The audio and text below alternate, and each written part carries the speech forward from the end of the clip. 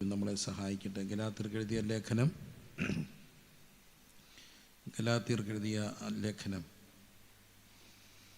വളരെ ചെറിയ എല്ലാവർക്കും പരിചിതമായ ഒരു ഭാഗമാണ്. ഗലാത്യർക്കെഴുതിയ ലേഖനം 4-ാമത് അധ്യായത്തിൽ നമ്മൾ കാണുന്ന ഒരു വാക്യത്തെ ചിന്തിച്ചുകൊണ്ട് ഈ രാത്രിയിൽ ദൈവം തന്ന മാറ്റമില്ലാത്ത സത്യത്തെ പ്രസ്താവിക്കുവാനായിട്ട് കർത്താവ് ശരണപ്പെടുക.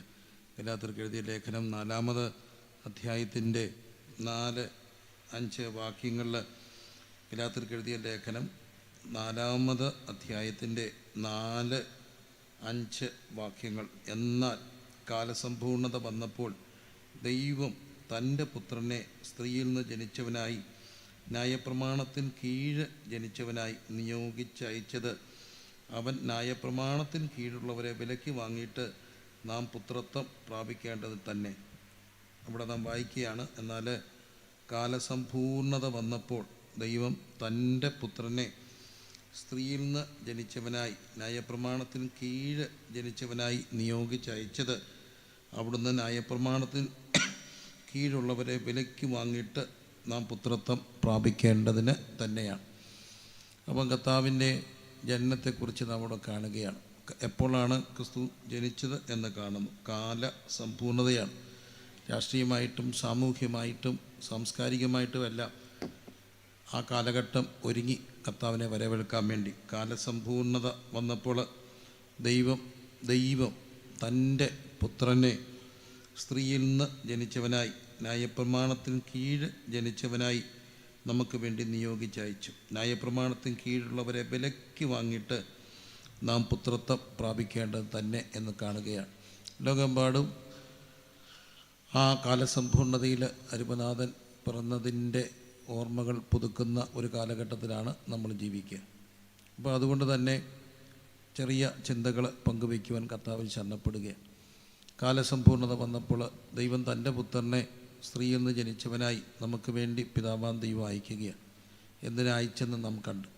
അങ്ങനെ തിരുപ്പിറപ്പയ്ക്ക് വേണ്ടി ആ കാലങ്ങൾ ഒരുങ്ങുമ്പോൾ അതിനുവേണ്ടിയുള്ള ചിട്ടവട്ടങ്ങൾ ക്രമീകരിക്കപ്പെടുമ്പോൾ ഒരു കുടുംബത്തെ നാം അവിടെ കാണുന്നുണ്ട്.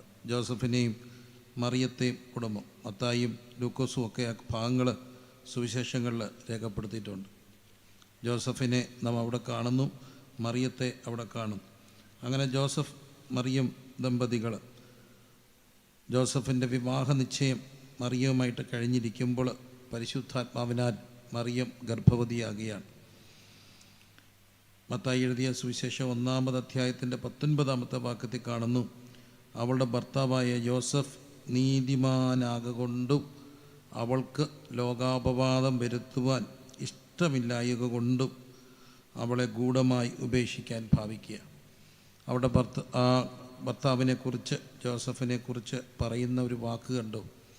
അവൻ നീതിമാനാകൊണ്ടും അവൾക്ക് ലോകാപവാദം വരുത്തുവാൻ മനസ്സില്ലായകൊണ്ടും അവളെ ഗൂഢമായിട്ട് ഉപേക്ഷിക്കാൻ തീരുമാനിച്ചു. മറിയം പരിശുദ്ധാത്മാവിനാൽ ഗർഭവതിയായപ്പോൾ വിവാഹ നിശ്ചയം കഴിഞ്ഞിരുന്ന ആ സ്ത്രീ ഗർഭവതിയാകുക.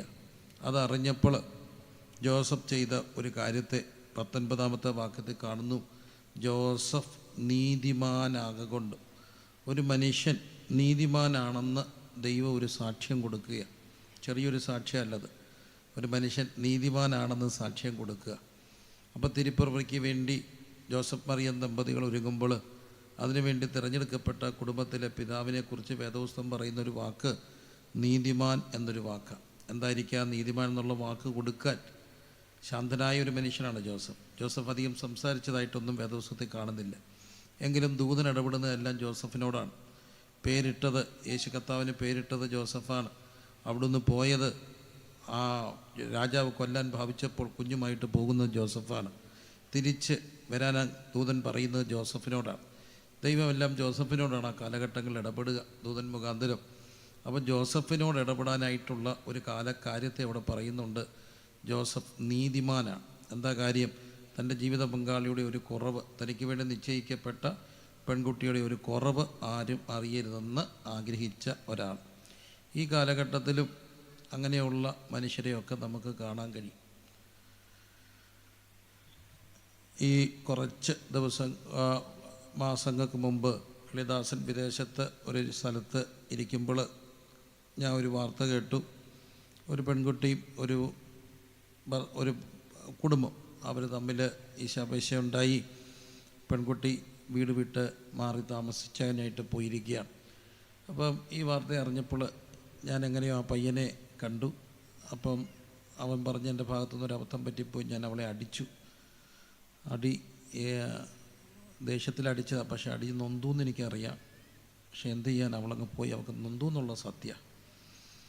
അപ്പം ഞാനോർത്ത് ഈ പെൺകുട്ടിയെ കാണാം, വിദേശത്താണ്, ഇതുകൊണ്ട് തന്നെ നമുക്ക് പരിമിതികളുണ്ട്. എന്നിട്ട് ഞാൻ എൻ്റെ ഒരു സുഹൃത്ത് പാസ്റ്ററെ വിളിച്ചിട്ട് പറഞ്ഞ് ഇങ്ങനെ കേസ് കേട്ടുണ്ട്, നമുക്കൊന്ന് തപ്പിപ്പോവാം, ഒരു കുടുംബം പൊളിയരുതല്ലോ. അങ്ങനെ ഞങ്ങൾ അവിടെ ചെന്നു. 2-3 മണിക്കൂർ യാത്ര ചെയ്ത് ആ വീട്ടിൽ ചെന്ന് ആ കുട്ടിയെ കണ്ടു. ആ കുട്ടിയെ കണ്ടപ്പോൾ ആ കുട്ടി എന്നെ ഒരു ഫോട്ടോ കാണിച്ചെന്ന് പറഞ്ഞാൽ അവളൊരു കൊച്ചു പെണ്ണ, ഇവനൊരു അജാന ബാഹുവായ ചെറുപ്പക്കാരൻ, നല്ല കയ്യായ ഉള്ളവന്. ഇവൻ ആ പെണ്ണിനെ അടിച്ചിട്ട് അവരുടെ മുഖത്ത് പിടിച്ചൊരു ഞെക്ക്, 5 വിരലും അവിടെ മുഖത്ത് പതിഞ്ഞ് കിടപ്പുണ്ട്, ചോരപ്പാടോടെ. അത്ര അടി അവൻ അടിച്ച്. അപ്പോൾ അവരതിൻ്റെ ഫോട്ടോ എടുത്ത് വെച്ചിട്ടുണ്ട്. ഇവരെന്നെ ഈ ഫോട്ടോ കാണിച്ച്, പാസ്റ്റർ ഇതുകൊണ്ടാണ് പോന്നേ, ഈ അടിയ. അപ്പം ഞാൻ പറഞ്ഞൊരു കാര്യം ചെയ്യും, ആ ഫോട്ടോ എനിക്കൊന്ന് ഷെയർ ചെയ്യുക, എനിക്ക് അവനോടൊന്ന് സംസാരിക്കണ്ടേ. ഈ കുട്ടി എന്നോട് പറഞ്ഞു, എൻ്റെ ഭർത്താവ് അടിച്ചതാ, ഞാൻ ഷെയർ ചെയ്ത് തരത്തില്ലെന്ന് പറഞ്ഞു. ജീവിക്കാതിരിക്കുകയോ വേറെ കാര്യം, പക്ഷേ എൻ്റെ ഭർത്താവ് എന്നെ അടിച്ച് എൻ്റെ പാട് വേറൊരാൾ കാണണ്ട. അപ്പം ഞാൻ അവിടെ ആങ്ങളെ ചട്ടം കെട്ടി, എനിക്ക് ആ ഫോട്ടോ ഒന്ന് അയച്ചു തരാം. അവനെന്നോട് പറഞ്ഞു, എൻ്റെ അളിയൻ അടിച്ച ഫോട്ടോ ഞാൻ ആരെയും കാണിക്കത്തില്ല. എനിക്കവരെ അങ്ങ് ഇഷ്ടപ്പെട്ടു. ഏതായാലും അവർ ഒത്തുകെട്ടോ, ജീവിക്കാൻ തുടങ്ങി. അവർ ശരിയായി, എൻ്റെ അറിവ് ശരിയായി. എനിക്ക് ഭയങ്കര സന്തോഷമായി. നമ്മളാണെങ്കിൽ ലോകം മുഴുവൻ അത് അയച്ചു കൊടുത്ത് വൈറലാക്കിയതിന്. കേസ് കൊടുക്കുക രാജ്യത്ത്, അവൻ ജയിലിൽ പോവും. ആ ഫോട്ടോ കിട്ടിയാൽ മതി, അവൻ അകത്ത് പോവും. ഒന്നും ചെയ്യണ്ട, ഫോട്ടോ കൊണ്ട് കാണത്താൽ മതി. അവനെ അടിയും കൊടുത്ത് അവനെ ശരിയാക്കി അവരെ അവിടുന്ന് കയറ്റിയും വിടും. പക്ഷെ ആ പെൺകുട്ടി ആ ഫോട്ടോ ഒന്നും ഷെയർ ചെയ്തില്ല. എനിക്ക് അവളോട് ഭയങ്കര മതിപ്പ് തോന്നി ആ കാര്യത്തിൽ. വലിയ ഉന്നത വിദ്യാഭ്യാസമോ വലിയ അറിവോ കഴിവോ ഒന്നും ഇല്ലെങ്കിൽ പോലും ചെറിയൊരു കഴിവ്, ഒരറിവും കിട്ടി. ഈ കാര്യമൊന്നും ആരും എന്തു ചെയ്യരുത്, അറിയിക്കരുതെന്നുള്ളൊരു കാര്യം. അപ്പോൾ അതാണ് ജോസഫിൻ്റെ ഒരു പ്രത്യേകത. ജോസഫ് പറഞ്ഞു, അവളുടെ ഒരു കുറവ് ആരും എന്തു ചെയ്യരുത്, അറിയരുത്. ഇതൊരു വലിയ മഹത്വമാണ്. അങ്ങനെ ഒരു വീട്ടിലാണ് ആര് പിറന്നത്? യേശുക്രിസ്തു പിറന്നു. തിരുപ്പിറവയ്ക്ക് വേണ്ടി ഒരുങ്ങുക. കാലസമ്പൂർണത വന്നപ്പോൾ ദൈവം തൻ്റെ പുത്രനെ നമുക്ക് വേണ്ടി അയച്ചത് ഈ കുടുംബത്തിലാണ്. ആ കുടുംബത്തിൻ്റെ ഒരു പ്രത്യേകത കണ്ടോ? ഒരിക്കലും എൻ്റെ കുറവ്, എൻ്റെ പങ്കാളിയുടെ കുറവ് ആരും അറിയരുതെന്ന്. അറിഞ്ഞാൽ സംഭവിക്കാൻ പോകുന്നത് എന്തായിരിക്കും? അവൾ ഗർഭിണിയാണെന്ന്. അന്ന് യഹൂദൻ പുരുഷ മേധാവിത്വത്തിൻ്റെ വലിയൊരു മൂർത്തരൂപമാണ്. മേൽ ഷോമനിസ്റ്റിക് കമ്മ്യൂണിറ്റിയാണ്. അവരതറിഞ്ഞ അന്നേരമേ കല്ലെറിഞ്ഞ് പുറത്തു കൊണ്ടുപോയി കൊല്ലും. ഇവളെങ്ങനെ ഗർഭവതിയായത്? ഇന്ത്യയിലും ഉണ്ടായിരുന്നു നമ്മുടെ സംസ്കാരത്തിലൊക്കെ സ്മാർത്ഥ വിചാരം. ഒരു പെൺകുട്ടിയൊക്കെ ഗർഭിണിയായാൽ എല്ലാവരും വിചാരണ ചെയ്ത് പടിയടച്ച് പുറത്ത് പിണ്ഡം വെക്കുന്ന ഒരു സമൂഹം. അപ്പോൾ ആ ഒരു കാലഘട്ടത്തിലാണ് ജോസഫിൻ്റെ തീരുമാനത്തിന് പ്രാധാന്യം കൂടുക. എൻ്റെ ജീവിത പങ്കാളിയുടെ കുറവ് ആരും അറിയരുതെന്ന് ആഗ്രഹിച്ച ഒരു മനുഷ്യൻ. ആ മനുഷ്യനെക്കുറിച്ച് വേദപുസ്തകം വിളിക്കുന്നൊരു വാക്കുണ്ട്. എന്താണ് വിളിച്ചത്? നീതിമാനാകാൻ വലിയ കാര്യങ്ങളൊന്നും ചെയ്യണ്ട. വേദപുസ്തകം വിളിക്കാൻ ചെറിയ കാര്യങ്ങളാണ് വേദപുസ്തക പട്ടികയിൽ നീതിമാനാക്കുക. എന്താ നീതിമാനാക്കിയത്? അവരൻ്റെ കുറവ് ആരും അറിയരുതെന്ന് ആഗ്രഹിച്ചവനെ ദൈവം എന്താ വിളിച്ചേ? നീതിമാൻ. നമ്മളും എല്ലാവരും, ഞാൻ ഉൾപ്പെടെ ശ്രദ്ധിക്കപ്പെടേണ്ട ഒരു കാര്യമാണ്.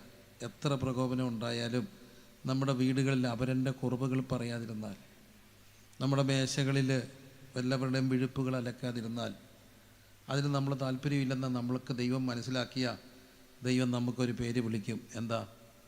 നീതിമാൻ. ചെറിയൊരു കാര്യമാണോ അങ്ങനെ വിളിക്കപ്പെടുക? അല്ല. ജോസഫ് നീതിമാനാകൊണ്ടും അങ്ങനെ ജോസഫും മറിയ ഒരുങ്ങുകയാണ് അതിനു വേണ്ടി.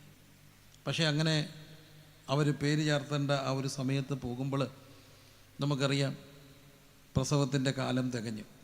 അതിനുവേണ്ടി ഒരുക്കപ്പെട്ട പശ്ചാത്തലത്തിൽ നിരവധി പേരെ ആ ഒരു രംഗ പശ്ചാത്തലത്തിൽ വരുന്നുണ്ട്. ഒന്ന് സത്രമാണ്. സത്രമായ സത്രങ്ങളൊന്നും ഇടവില്ലാതെ കിട്ടിപ്പോയി. സത്ര ഉടമയ്ക്ക് വേണമെങ്കിൽ ഒരു ഇടമൊക്കെ കൊടുക്കാമായിരുന്നു, പക്ഷേ ഇടം കിട്ടിയില്ല. പക്ഷേ ഇടം കിട്ടിയത് എവിടെയാണ്? കാലിത്തൊഴുത്തിലാണ്. അവിടെ കുറച്ച് പേര് ഇടം ഒരുക്കി കൊടുത്തു. ആരാ? കന്നുകാലികളൊക്കെയാണ്. മാറിയും തിരിഞ്ഞുമൊക്കെ നിന്ന് കാണും. വേദവസത്തിലൊരു വാക്യമുണ്ട്, കാള തൻ്റെ ഉടയവനെയും കഴുത തൻ്റെ യജമാൻ്റെ പുൽത്തൊട്ടിയെയും അറിയുന്നു, എന്നാൽ എൻ്റെ ജനമോ എന്നെ അറിയുന്നില്ല. അപ്പം കണ്ടോ, പശുക്കൾ ഇടമൊരുക്കി കൊടുക്കുക, അല്ലെ കന്നുകാലികൾ ഇടമൊരുക്കി കൊടുക്കുക. മൂന്നാമത്തെ ഒരു കൂട്ടർ സാധാരണക്കാരായ ആട്ടിടയരാണ്. അവരത് കണ്ടു, അവർക്കത് സന്തോഷമായി, അവരത് കണ്ടുവന്നു. നാലാമത്തെ ഒരു കൂട്ടരാരാണ്? വിദ്വാൻമാരാണ്. അതിൽ കുറച്ച് പേരെ പറഞ്ഞ് കിഴക്ക് നിന്നുള്ള വിദ്വാൻമാരാണ്. അവരുടെ പേരുകളെ പറ്റിയൊക്കെ ഉള്ള പല പാരമ്പര്യങ്ങളുണ്ടെങ്കിലും കിഴക്ക് നിന്നുള്ള വിദ്വാൻമാർ അവർ വന്നിട്ട് അവിടെ നിക്ഷേപ പാത്രങ്ങളെ തുറന്നു. 3 കൂട്ടം കാര്യങ്ങൾ അവർ കാഴ്ചവെച്ചു. പൊന്ന്, മൂര്, കുന്തിരുക്കം. ദൈവികമായും രാജകീയവുമായും മനുഷ്യത്വമായ കാഴ്ചകളാണ്.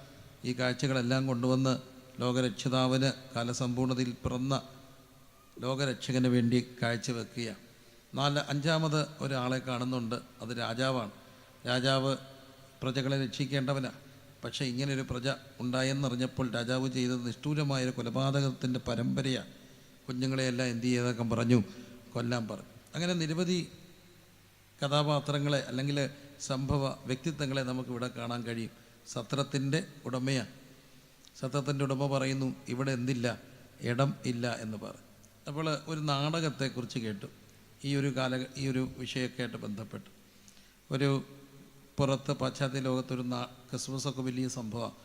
അപ്പോൾ ആ ക്രിസ്മസിന് വേണ്ടിയുള്ള ഒരുക്കങ്ങളൊക്കെ നടക്കുമ്പോൾ പള്ളിയിൽ ഒരു ആഘോഷം നടക്കുക. അത് ക്രിസ്മസിൻ്റെ ആഘോഷം. അപ്പോൾ അവർ ചെയ്തൊരു കാര്യം, ഓരോ ക്ലാസ്സുകൾക്കും പ്രത്യേകം സ്കിറ്റുകളും നാടകങ്ങളും ഒക്കെ കൊടുക്കുക. അപ്പോൾ അതിലൊരു കൂട്ടർ ചെയ്തത് നാടകം ഒരുക്കി. അവിടുത്തെ സൺഡേ സ്കൂൾ അധ്യാപകരും കുട്ടികളും എല്ലാം ചേർന്ന് നാടകം ഒരുക്കുകയാണ്. നാടകത്തിൻ്റെ പേര് no place in the inn എന്ന, സത്രത്തിൽ ഇടമില്ല എന്നുള്ളൊരു നാടകം. അപ്പോൾ ആ നാടകം ഇങ്ങനെ പഠിപ്പിച്ചപ്പോൾ 9ാം ക്ലാസ്സിൽ പഠിക്കുന്നൊരു കുട്ടിയുണ്ട്. ആ കുട്ടിക്ക് ബുദ്ധി പ്രകാശമില്ലാത്ത ഒരിച്ചിരി പുറകിൽ സ്ലോ ആയിട്ടൊരു കുട്ടിയാണ്. അവൻ്റെ പേര് വാലസ് എന്നാണ്. ആ കുട്ടിക്ക് ഇച്ചിരി ബുദ്ധി കുറവുണ്ട്. അപ്പോൾ വാലസ് എന്ന് പറയുന്ന ഈ കുട്ടി, പക്ഷെ അവനെ കൂടെ എവിടെയെങ്കിലും ചേർക്കണ്ടേ? അല്ലെങ്കിൽ മോശമല്ലേ? എല്ലാവർക്കും ഇടം കൊടുക്കണ്ടേ നാടകത്തിൽ? അപ്പോൾ ഈ വാലസിന് എന്തായിരിക്കും ഇടം കൊടുക്കുക? അപ്പോൾ വാലസിൻ്റെ ഒരു പ്രശ്നമുണ്ട്. ഈ വാലസിന് എല്ലാം പഠിച്ച് പറയാനൊന്നും അറിയത്തില്ല. അതുകൊണ്ട് അവന് ഉണ്ടാക്കിയ റോള് ഒന്നും പറയേണ്ടാത്ത ഒറ്റ വാക്കിൽ ഒതുക്കുന്ന ഒരു റോള് കൊടുത്തു. ആ റോൾ ഇതായിരുന്നു. ജോസഫും മറിയയും കൂടെ വരികയാണ്. ഗർഭിണിയായ മറിയത്തെയും കൊണ്ട്, ക്ഷീണിച്ച അവശനായ മറിയത്തെയും കൊണ്ട് ജോസഫ് വരുമ്പോൾ, സത്രത്തിൽ മുട്ടുമ്പോൾ സത്രോടമ പുറത്തൊക്കെ വന്നിട്ട് പറയണം, സോറി, നോ പ്ലേസ്, പൊക്കോളാൻ പറയണം. ഇത്രയേ ഉള്ളൂ, നോ പ്ലേസ്, പൊക്കോളാൻ പറയണം. അങ്ങനെ ബുദ്ധിവൈകല്യമുള്ള വാലസിനും അവരവസരം കൊടുത്തു. സോറി, നോ പ്ലേസ് എന്ന് പറയാൻ തന്നെ വാലസ് പഠിച്ചു. കുറേ സമയമെടുത്തു. അങ്ങനെ നാടകം പോകുക. അത് കഴിഞ്ഞ് ഇവർ പോകും. പിന്നെ കാലിത്തൊഴുത്തി വരുമ്പോൾ അവിടെ ആട്ടിടയിൽ വരും. ആട്ടിടയിൽ വന്നു കഴിയുമ്പോൾ വിദ്വാൻമാർ വരും. പിന്നെ രാജാക്കും കൊല്ലാൻ തുടങ്ങും. കാലം ഇങ്ങനെ നാടകം മുമ്പോട്ട് പോകണ്ടേ? പക്ഷേ വാലസ് സത്ര ഉടമയായിട്ട് അഭിനയിക്കുന്ന നാടകം വന്നു. കുട്ടികളുടെ ജോസഫും മറിയയും വന്നു. എന്നിട്ട് സത്രത്തിൻ്റെ ഡോറ് മുട്ടുന്നു. സത്ര ഉടമ വന്ന് കഥ തുറക്കുന്നു. പേര് വാലസ. അവനും കാണാതെ പഠിച്ച് വെച്ചേക്കുക. അവൻ പറയണം, എന്താ പറയണ്ടേ? Here, sorry, here there is no place എന്ന് പറയണം. ഇവിടെ സ്ഥലമില്ല, പൊക്കോ എന്ന് പറയണം. പക്ഷെ വാലസ് പറയുന്നില്ല. പാവം വാലസ്. അവനിങ്ങനെ നോക്കി നിൽക്കുക. അധ്യാപകർക്ക് ടെൻഷനായി. നമ്മൾ കണ്ടിട്ടില്ലേ, പിള്ളേരെ വാക്യം പറയാൻ കയറ്റി വിട്ടിട്ട് ഫ്രണ്ടിൽ ഇരുന്നുകൊണ്ട് അമ്മമാർ പറഞ്ഞു കൊടുക്കുന്ന കണ്ടിട്ടില്ലേ? ഓവാ എൻ്റെ, അവിടെ ആ ടെൻഷൻ. അതങ്ങോട്ട് നോക്കി കൊച്ചു പറയുന്ന പോലെ വാലസ് ഇത് മറന്നു പോയെന്ന് വെച്ചുകൊണ്ട് അവർ പറയാൻ തുടങ്ങി, പൊക്കൂ, ഇവിടെ ഇടമില്ല എന്ന് പറഞ്ഞാൽ മതി. പക്ഷെ വാലസ് ഇങ്ങനെ നോക്കി നിൽക്കുക. കുറേ കഴിഞ്ഞപ്പം വാലസ് പറഞ്ഞു, സോറി, ഹിയർ നോ പ്ലേസ്, പൊക്കോളാൻ പറഞ്ഞു. അത്രയും പറഞ്ഞു. അവർ പോയി. പക്ഷെ കഥ മാറി. കഥ ഇവർ പോന്നു. അടുത്തത് കാലിത്തൊഴുത്ത് വരേണ്ടതാണ്. ഇവർ പോയപ്പം തൊട്ട് വാലസ് അവിടെ നിന്ന് കരയാൻ തുടങ്ങി.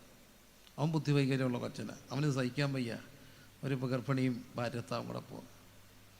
അവൻ നിന്ന് കരയാൻ തുടങ്ങി. കരഞ്ഞ് അവൻ അവരെ കൈകൊട്ടി തിരിച്ചു വിളിച്ചിട്ട് ഒന്ന് ബാ എൻ്റെ വീട്ടിലിടമുണ്ടെന്ന് പറഞ്ഞു. തീർന്നില്ലേ നാടകം? നാടകം തീർന്നു.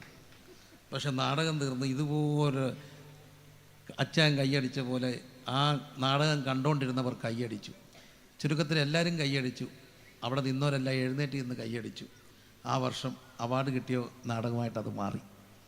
കാരണം ബുദ്ധിവൈകല്യമുള്ള വാലസ് പറഞ്ഞു, എൻ്റെ വീട്ടിൽ എന്തുണ്ട്? ഇടമുണ്ട്. അതാ ക്രിസ്മസ്. എൻ്റെ വീട്ടിൽ എന്തുണ്ട്? ഇടമുണ്ട്. അവൻ നാടകമാണെന്ന് മറന്നുപോയി. കാരണം അവന് വലിയ ബുദ്ധിയില്ല. സത്യത്തിൽ ഈ ബുദ്ധി ഇല്ലാത്തത് കൊണ്ടാണ് ചിലപ്പം നല്ലതുവാ. ബുദ്ധി കൂടിയാലും കുഴപ്പം. നമ്മുടെ നാട്ടിൽ ചൊല്ലുണ്ട്, ബുദ്ധി കൂടി എന്തോ പിടിച്ചു,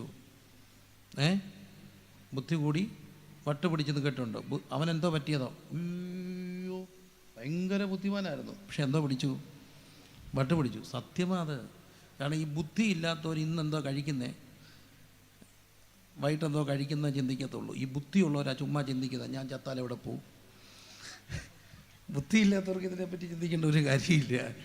ആപ്പിൾ എന്തിനാ താപ്പോട്ട് വന്നേ, അതൊക്കെ ചിന്തിച്ചതൊക്കെ ബുദ്ധിയുള്ളവരാ. നമ്മളെന്തോ ചിന്തിക്കുന്നേ, ആപ്പിൾ എങ്ങനെ തിന്നാം. അടുത്ത ബുദ്ധിയുള്ളവർക്കേ വട്ട് പിടിക്കത്തുള്ളൂ. ബുദ്ധി ഇല്ലാത്തവർക്ക് എന്താ വട്ട് പിടിക്കാൻ? അവരെന്തോ ചിന്തിക്കുന്നേ. ബുദ്ധിയുള്ളവൻ ചുമ്മാ ഇരുന്ന് ചിന്തിക്കും അല്ലേ? ചിന്തിച്ച് നമുക്ക് ഭ്രാന്ത് പിടിക്കും. അപ്പോൾ അവിടെയാണ് ബുദ്ധി കൂടിയാലുള്ള പ്രശ്നങ്ങളൊക്കെ വരികയാണ്. വാലസിന് ബുദ്ധിവൈകല്യം. ഈ ബുദ്ധിവൈകല്യങ്ങളുള്ളവർക്കാണ് സത്യത്തിൽ ഈ ലോകം നല്ലത്. നിങ്ങൾ കേട്ടിട്ടുള്ളൊരു കഥ കാണും, കേട്ടിട്ടുള്ളൊരു കഥയായിരിക്കണം, ഒത്തിരി പേര് പറയുന്നതാണ്. ബുദ്ധിവൈകല്യമുള്ള കുഞ്ഞുങ്ങളുടെ ഒളിമ്പിക്സ് നടക്കുക. അപ്പോൾ ഒളിമ്പിക്സ് നടക്കുമ്പോൾ ഒളിമ്പിക്സിൽ എല്ലാവരും ഓട്ടമല്ലേ. ഈ ജീവിതം എന്ന് പറയുന്നത് ഇപ്പോൾ ഒരു ഓട്ടമാണ്. ഓട്ടക്കളത്തിൽ എല്ലാവരും ഓടുക. പക്ഷേ ബുദ്ധിവൈകല്യമുള്ള മക്കളുടെ ഈ ഓട്ട മത്സരം നടക്കുമ്പോൾ ഒരു സംഭവം ഉണ്ടായി. അവരിങ്ങനെ ട്രാക്കിൽ ഓടുമ്പോൾ ഒരു കുഞ്ഞ് വീണു. ഓട്ടത്തിലിരുന്ന ഒരു കൂട്ടുകാരൻ വീണപ്പോൾ ഒരു സംഭവം വെച്ചു. എല്ലാവരും തിരിഞ്ഞു നോക്കി. മുമ്പിൽ ഓടിയ ആൾ നിന്നു, അവൻ പുറകോട്ട് നടന്നു. അതിൻ്റെ അടുത്ത ആൾ പുറമോട്ട് കടന്നു, ബാക്കിൽ നിന്നവർ മുമ്പിൽ വന്നു. എല്ലാവരും കൂടെ വീണവനെ എഴുന്നേൽപ്പിച്ചു. എന്നിട്ട് അവരൊരു കാര്യം ചെയ്തു, ഒറ്റ ലൈനായിട്ട് എന്നിട്ട് കൈ കോർത്ത് പിടിച്ചുകൊണ്ട് ഒന്നിച്ചോടി എല്ലാവരും കൂടെ ഒന്നിച്ച് ജയിച്ചു. ഒളിമ്പിക്സിൽ ബുദ്ധിവൈകല്യമുള്ള മക്കളുടെ ഒളിമ്പിക്സിൽ ഗാലറി ഇരുന്ന മുഴുവൻ ജനം എഴുന്നേറ്റ് കൈയടിച്ചു. കാരണം ബുദ്ധിവൈകല്യമുള്ള മനുഷ്യരും ബുദ്ധിയുള്ളവരെ തോൽപ്പിച്ചു. ആർക്കും തോക്കണ്ട, ആരും ജയിക്കണ്ട, ആരെയും തള്ളിയിട്ടിട്ട് ആരും ജയിക്കണ്ട, നമുക്കെല്ലാം കൂടെ ഒന്നിച്ചോടാം. വാലസിന് ബുദ്ധി കുറവായിരുന്നു. പക്ഷേ വാലസ് തീരുമാനിച്ചു, എൻ്റെ വീട്ടിൽ എന്തുണ്ട്? ഇടമുണ്ട്. സത്യത്തിൽ ക്രിസ്മസ് എന്താ? ഇടം കിട്ടാതെ പോയ ലോകരക്ഷിതാവിന് ഇടമൊരുക്കുന്ന ഒരു സ്ഥലമാണ് ക്രിസ്മസ് എന്നൊക്കെ പറയും. എന്തിനാണ് ദൈവം ഭൂമിയിലേക്ക് വന്നത്? കാലസമ്പൂർണ്ണത വന്നപ്പോൾ ദൈവം തന്നെ പുത്രനെ അയച്ചു. എന്തിനാ? നമുക്ക് ജീവൻ്റെ മാർഗം കാണിച്ചു തരാൻ. നമുക്ക് അബ്ബാ പിതാവേ എന്ന് വിളിക്കുന്ന പുത്രത്വത്തിൻ്റെ പദവി തരാൻ വേണ്ടി ദൈവം തൻ്റെ പുത്രനെ അയക്കുക. പ്രിയരെ, ജോസഫ് നീതിമാനായ ജോസഫാണ്. അപ്പോൾ അവിടെ ഇതിനു വേണ്ടി ഒരുക്കപ്പെട്ട കുറേ പേരെ നമ്മൾ കാണുകയാണ്. മൃഗങ്ങളാണ്, പക്ഷെ അവരിങ്ങനെ മാറിയൊക്കെ നിൽക്കുന്നുണ്ട്. എന്തിനാ? തമ്പുരാൻ ഇടമൊരുക്കാൻ വേണ്ടി. പാവങ്ങളാട്ടിടയന്മാർ അവരെ ലോകരക്ഷിതാവിനെ കാണാൻ ചെല്ലുന്നുണ്ട്. കിഴക്കുന്നുള്ള വിദ്വാൻമാരെ ജ്ഞാനികളാണെന്ന് പറയാൻ കാര്യം എന്താ? അവർക്ക് ഈ ജ്ഞാനം കിട്ടി. നക്ഷത്രം കണ്ടിട്ട് അതിൻ്റെ പുറകെ വന്ന് ലോകരക്ഷിതാവിനെ കാണാനുള്ള എത്രമാത്രം ദൂരം യാത്ര ചെയ്ത് കാണും. എന്തോ ഗൂഗിളൊന്നും ഇല്ലാത്തൊരു കാലഘട്ടത്തിൽ എന്തുമാത്രം ദൂരം യാത്ര ചെയ്തായിരിക്കും ഈ വിദ്വാൻമാർ അങ്ങ് കിഴക്ക് പൗരസ്ത്യ നാട്ടിൽ നിന്ന് വന്നത്. എന്തിനാ? അവർക്ക് ആ വെളിപ്പാട് ഉണ്ടാകുകയാണ്. പക്ഷേ ഒരു രാജാവോ, രക്ഷകനായി തീരേണ്ട രാജാവ് അവരെ കൊല്ലാനായിട്ട് പോവുകയാണ്. അങ്ങനെ തിരുപ്പിറവി എടുക്കുകയാണ്. ക്രിസ്തു നമുക്ക് വേണ്ടി പൂജാതനായി. ആ ജോസഫ് മറിയം അവർ യാത്ര തുടരുകയാണ്. പക്ഷേ ജോസഫിൻ്റെയും മറിയയുടെ ഒരു ജീവിതത്തിൻ്റെ ആ സാഹചര്യം കണ്ടു. എന്തുകൊണ്ടായിരിക്കണം ക്രിസ്തു അവിടെ ജനിക്കുവാനായിട്ട് കാര്യം? എനിക്കിഷ്ടപ്പെട്ട ഒരു കാര്യമുണ്ട്. വല്ലാത്ത പരിമിതപ്പെട്ട ഒരു സാഹചര്യമാണ്. കിടക്കാനൊരു സ്ഥലമില്ല. ഒരു സ്ത്രീക്ക് ഏറ്റവും കൂടുതൽ നിർബന്ധമുള്ളൊരു കാര്യമുണ്ട്. പ്രസവത്തിന് വേണ്ടി ഒരുക്കപ്പെടും എല്ലാവരും. സാധാരണ നാട്ടിൻപുറത്ത് പറയുന്നൊരു കാര്യമുണ്ട്. എൻ്റെ ജീവിതത്തിൽ എനിക്ക് മക്കളുണ്ടാകുന്നതിന് മുമ്പ് ഞാൻ പഠിച്ചൊരു പാഠം. എനിക്ക് സ്വാതന്ത്ര്യം ഉണ്ടെന്ന് ഞാൻ ചിന്തിച്ച ഒരു ഹോസ്പിറ്റലും ഡോക്ടറും ഒക്കെ. അപ്പോൾ അവിടെ ഒരാൾ പ്രസവിച്ചിട്ട് അവർക്ക് പെട്ടെന്ന് ഡിസ്ചാർജ് ആകാൻ പൈസയില്ല. ഒറ്റ ആഴ്ചയ്ക്കകത്തൊരു സാവകാശം. അപ്പോൾ ഞാൻ ഓർത്തു, എന്നെ അറിയാം, ഞാൻ പറയാം, ഞാൻ ഏക്കാം. ഞാൻ ഡോക്ടറെ അടുത്ത് എന്നിട്ട് പറഞ്ഞു, ഞാൻ ഏറ്റവും ഒരാഴ്ചയ്ക്കകത്തൊരു പൈസ തരും. ഡോക്ടർ എന്നോട് തിരിച്ച് മറുപടി പറഞ്ഞു, പ്രസവത്തിന് കടവില്ലടാ മോനെ, പൊക്കോളാൻ പറഞ്ഞു. കാരണം ഒറ്റ ദിവസം കൊണ്ടല്ല പ്രസവിച്ച്. ഇവൻ്റെ മുന്നേ 9 മാസം വയറിങ്ങനെ വീർത്ത് വന്നപ്പോൾ അവൻ കണ്ടുകൊണ്ടിരുന്നതല്ലേ. നോ കടം, പൊക്കോളാൻ പറഞ്ഞു. സത്യമല്ലേ? ഡോക്ടർ പറഞ്ഞ കാര്യം സത്യമാണ് ഒരു പരിധി വരെ. സത്യമല്ലേ? നോ കടോ. പക്ഷേ ഇവിടെ ഇടം കിട്ടാതെ പോയ ഒരു ജോസഫിനെ, ആ മറിയത്തെയും നമ്മൾ കാണുകയാണ്. ലോകരക്ഷതാവിന് ഇടം കിട്ടിയില്ല. പക്ഷേ അവരുടെ പരിമിതി കണ്ടോ, വല്ലാത്ത പരിമിതപ്പെട്ട ഒരു സാഹചര്യം. പക്ഷേ ഒരു പരാതിയും ആര് പറഞ്ഞില്ല? മറിയം പറഞ്ഞില്ല. എന്തെങ്കിലും പരാതി പറഞ്ഞു? ഇല്ല. പരിമിതികളിൽ മനുഷ്യർക്കൊക്കെ പരാതിയാണ്. ഇന്നത്തെ മനുഷ്യരുടെയൊക്കെ ജീവിതത്തിൽ ഭയങ്കര പരിമിതികളാണ്. ഒരു സുഹൃത്ത് എന്നോട് പറഞ്ഞ, കരണ്ട് പോയി, മരം വീണ, എങ്ങും കരണ്ടില്ല. കരണ്ട് പോയപ്പോഴത്തേന് മോട്ടറിൽ വെള്ളമില്ല. എൻ്റെ പൊന്നെ സമാധാനം ഉണ്ടാകാൻ ജനറേറ്റർ വാടകയ്ക്ക് എടുത്തുകൊണ്ട് വന്ന് ഞാൻ അവൾക്ക് വെള്ളം അടിച്ചു കൊടുത്തു. അതുകൊണ്ടല്ലേ സമാധാനമായേ. കാരണം ഒന്ന് ഗ്യാസ് തീർന്നാൽ, ഒന്ന് വെള്ളം തീർന്നു പോയാൽ അന്നത്തെ നമ്മുടെ എല്ലാ ഇടപാടും തെറ്റും. പക്ഷേ ഈ കുടുംബത്തിൻ്റെ പ്രത്യേകത കണ്ടോ, പരിമിതിയിൽ എന്തില്ല? പരാതിയില്ല. അങ്ങനെ വീട്ടിലാണ് യേശു തിരുപ്പിറവയ്ക്ക് വേണ്ടി ഒരുക്കപ്പെടുക. പരിമിതിയിൽ എന്തില്ല? പരാതിയില്ല. എല്ലാവരും ഒന്ന് ചേർന്ന് പറഞ്ഞേ, പരിമിതിയിൽ എന്തില്ല? പരാതികൾ പറയും. നമുക്കെല്ലാം പരിമിതികളുണ്ടാവും. പക്ഷെ മനുഷ്യരെല്ലാം ഈ പരാതികളുടെ ലോകത്താണ്. എന്തിനും ഏതിനും പരാതിയാണ്. നമുക്ക് മഴയില്ലെങ്കിൽ ചൂടാണ്. ചൂട് വന്നാൽ നമ്മൾ പറയും എന്തൊരു മുടിഞ്ഞ ചൂടാണ്. മഴ പെയ്താൽ അതിലും നല്ല വർത്താനം പറയും. മഴ വന്നാലും നമുക്ക് ബുദ്ധിമുട്ടാണ്, ചൂട് വന്നാലും ബുദ്ധിമുട്ടാണ്, എന്തോ വന്നാലും നമുക്ക് പാടാം. അപ്പം നമ്മളെല്ലാവരും ഒരു പരാതികളുടെ ലോകത്താണ്. പക്ഷെ ജോസഫിനും മറിയത്തിനും എന്തില്ലായിരുന്നു? പരാതിയേ ഇല്ലാത്ത ഒരു, അവിടെയാണ് ക്രിസ്തുവിന് ആ തിരുപ്പിറവി ഉണ്ടാകുകയാണ്. അങ്ങനെ ആ കുടുംബം മുമ്പോട്ട് പോവുകയാണ്. 2-ാം അധ്യായത്തിലൂടെ പോകുമ്പോൾ നമ്മൾ കാണുന്നു 12-ാമത്തെ വയസ്സിലേക്ക് എത്തുകയാണ്. ലൂക്കോസിൻ്റെ സുവിശേഷത്തേക്ക് വരുമ്പോൾ, ലൂക്കോസിൻ്റെ സുവിശേഷം അതിൻ്റെ 2-ാമത് അധ്യായം, ഞാൻ വേഗത്തിൽ മുമ്പോട്ട് പോകട്ടെ. എന്നെ കേൾക്കുന്ന എല്ലാ പ്രിയപ്പെട്ടവരും ഒന്ന് ശ്രദ്ധിച്ചു വരണേ. 2-ാം അധ്യായത്തിലേക്ക് വരുമ്പോൾ, പൈതൽ വളർന്നു. 40-ാം വാക്യം, ജ്ഞാനം നിറഞ്ഞു, ആത്മാവിൽ ബലപ്പെട്ടു പോന്നു, ദൈവകൃപയും അവന്മേൽ ഉണ്ടായിരുന്നു. 41-ാമത്തെ വാക്യം, യേശു കർത്താവിൻ്റെ അമ്മയപ്പന്മാർ ആണ്ടുതോറും എവിടെ പോകുമായിരുന്നു? പെസഹ പെരുന്നാളിന് പോകും. ആണ്ടുതോറും പെസഹ പെരുന്നാളിന് പോകും. അങ്ങനെ അവന് 12 വയസ്സായപ്പോൾ പതിവ് പോലെ പോവുകയാണ്. അവിടെ എനിക്കൊരു കാര്യം ഇഷ്ടപ്പെട്ടവരെ, കാരണം ഇവർ ആണ്ടുതോറും പോകുമായിരുന്നു, പതിവ് പോലെ പോകുമായിരുന്നു. നമ്മുടെ പെരുന്നാളെന്നൊക്കെ പറയുന്ന പോലെ ഒരു ആഘോഷത്തിൻ്റെ ഒരു കാര്യമായിട്ടല്ല അതിനെ കാണേണ്ടത്. വർഷാന്തര യാഗം അർപ്പിക്കാൻ വേണ്ടി വളരെ ഗൗരവമായ ആരാധന ഒരു സാഹചര്യത്തിലേക്കൊക്കെയാണ് അവർ പോവുക.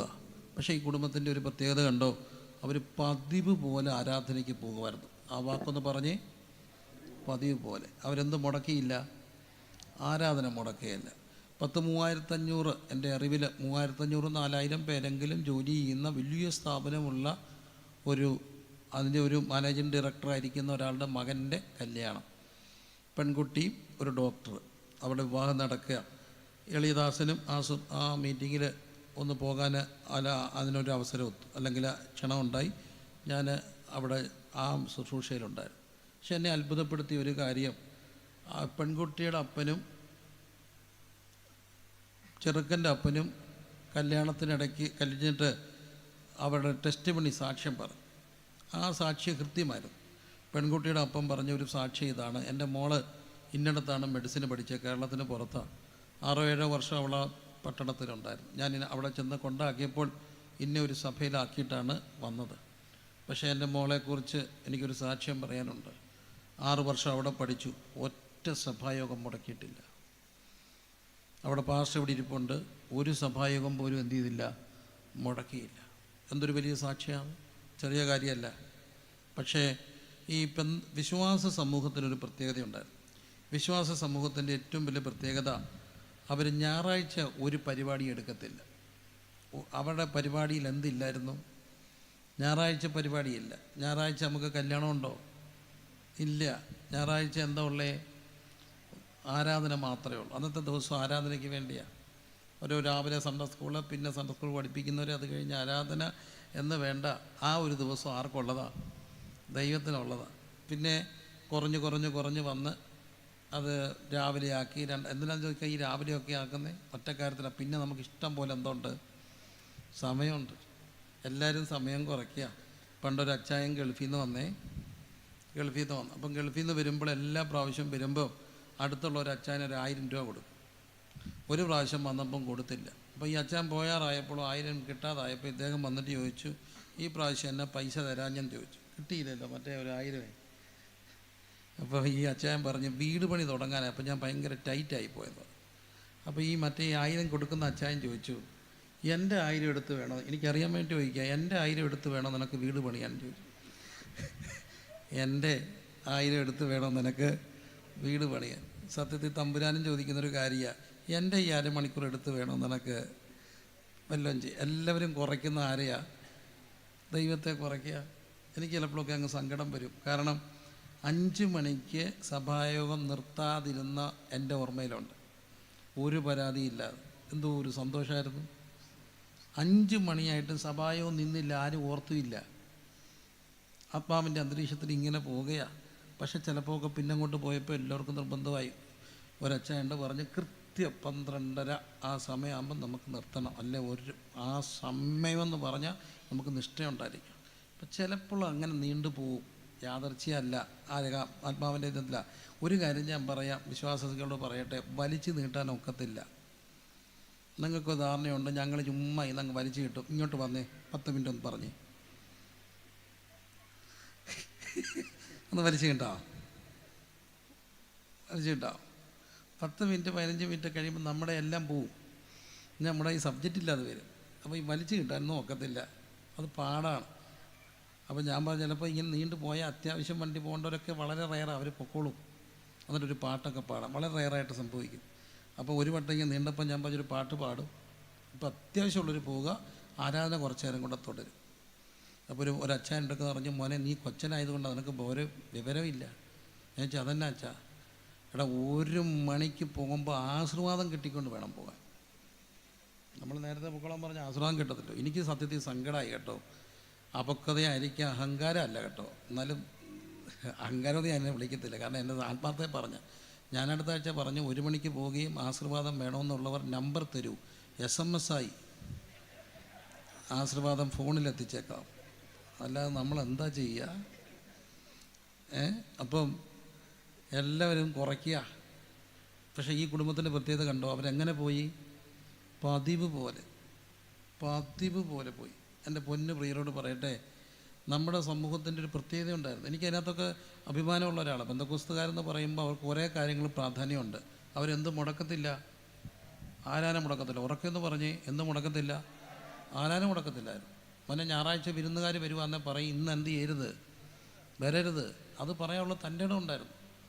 സാധാരണ പഴയ ആളുകളെല്ലാം ഞായറാഴ്ച പരിപാടിയാണ്. ഇറച്ചി മേടിക്കുന്ന എന്നായിരുന്നു? ഞായറാഴ്ച. നമ്മുടെ അമ്മച്ചിമാരെ കൊണ്ട് കൊടുത്താൽ പറയും, ഞായറാഴ്ച ആവശ്യമില്ലാത്ത എന്തുകൊണ്ടുള്ളത്, നമുക്ക് യോഗത്തിനാണോ തലേദിവസം എല്ലാം വെച്ചിട്ട് അവർ പോവുക. മറ്റേ എല്ലാവരും ഇറച്ചി മേടിക്കുന്ന എന്നാ? ഞായറാഴ്ച. അവറാച്ചാൻ രാവിലെ പള്ളിയിലോട്ട് പോവുക, ഇറച്ചി. അപ്പോൾ ഈ ഞായറാഴ്ച മാത്രം ഇറച്ചി വെട്ടുന്നവരെ കണ്ടിട്ടുണ്ടോ? ഗ്രാമങ്ങളിലൊക്കെ ഉണ്ട്. ഏതെങ്കിലും അയ്യത്ത് കാണും, ഞായറാഴ്ച മാത്രം വെട്ടി ഒരു കമ്പും കെട്ടി തൂക്കി അവത്തെ എന്തോ ഇടും, ഇറച്ചി ഇടും. അച്ഛൻ പള്ളിയിലോട്ട് പോയപ്പോൾ അച്ഛനും മനസ്സിലായി, തിരിച്ചു വരുമ്പം പക്ഷേ ഇത് കുറങ്ങ് തീരും. അതുകൊണ്ട് പുള്ളി ഒരു 1/2 കിലോ ഇറച്ചി മേടിച്ച് മടി വെച്ചുകൊണ്ട് പോയി.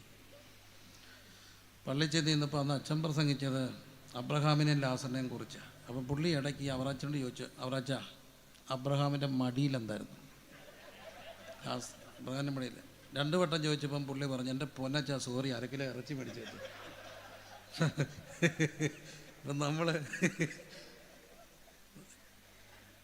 നമ്മളെല്ലാം ഞായറാഴ്ച പരിപാടിയായിരുന്നു. പക്ഷേ നമ്മുടെ ഒരു പ്രത്യേകത ഉണ്ടായിരുന്നു, നമുക്ക് എന്തില്ലായിരുന്നു?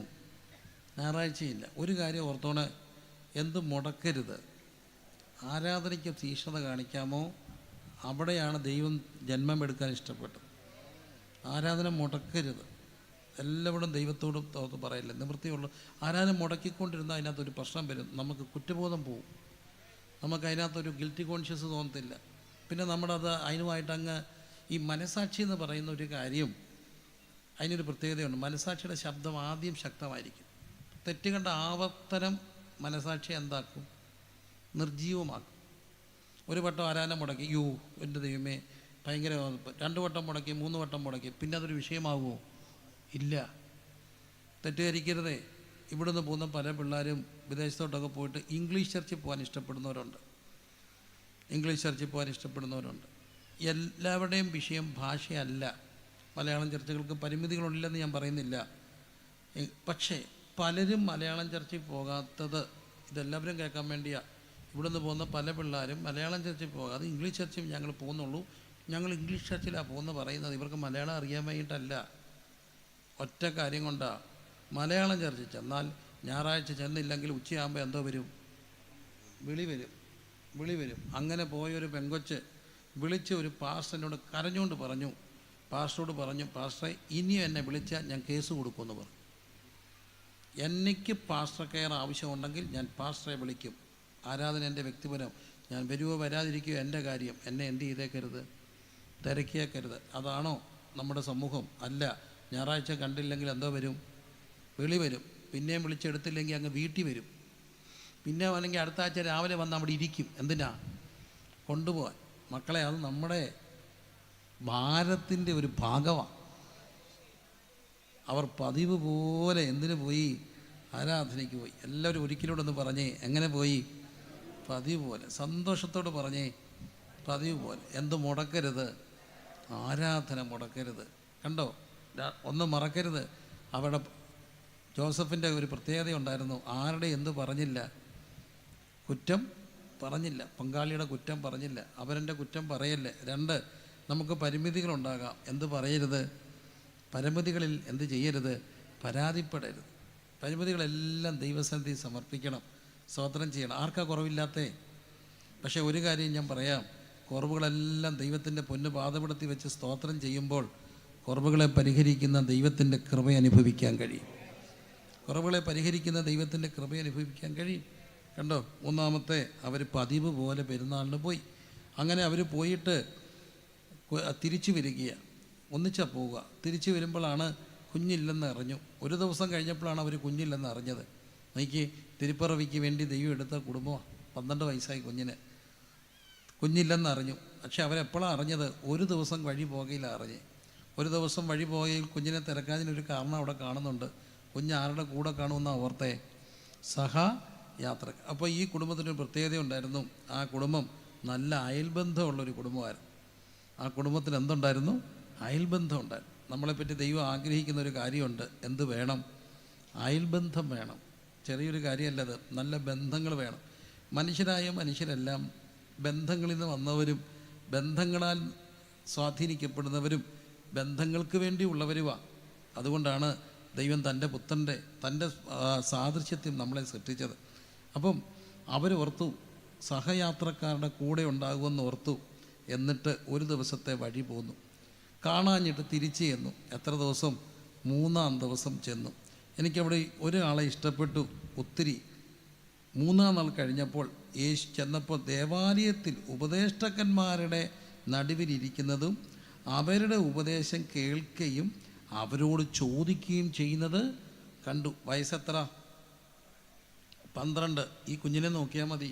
12 വയസ്സുള്ള കുഞ്ഞ് ഇപ്പം ഇരുന്ന് എന്തോ ചെയ്യുക? അവരുടെ ഉപദേശം കേൾക്കുന്നു, സംശയം ചോദിക്കുന്നു. അത്ഭുതപ്പെട്ടു പോയി അവർ. എല്ലാ മക്കളും അറിയണേ, ഇന്നത്തെ നമ്മുടെ 12കാരാണ് എന്തോ എടുക്കുമായിരിക്കും? മൊബൈൽ എടുക്കും. തട്ടിപ്പറിച്ച് മേടിച്ചാൽ അപ്പുറത്തൂടെ പോയി ഇപ്പുറത്തൂടെ എടുക്കും. ഇപ്പുറത്തൂടെ മേടിച്ച് പോയാൽ അപ്പുറത്തൂടെ എടുക്കും. പക്ഷേ ഈ 12കാരനെ കണ്ടോ? എന്തെടുക്കുക? ഉപദേശം കേൾക്കുകയും സംശയം ചോദിക്കുകയും ചെയ്യുക. കണ്ടോ?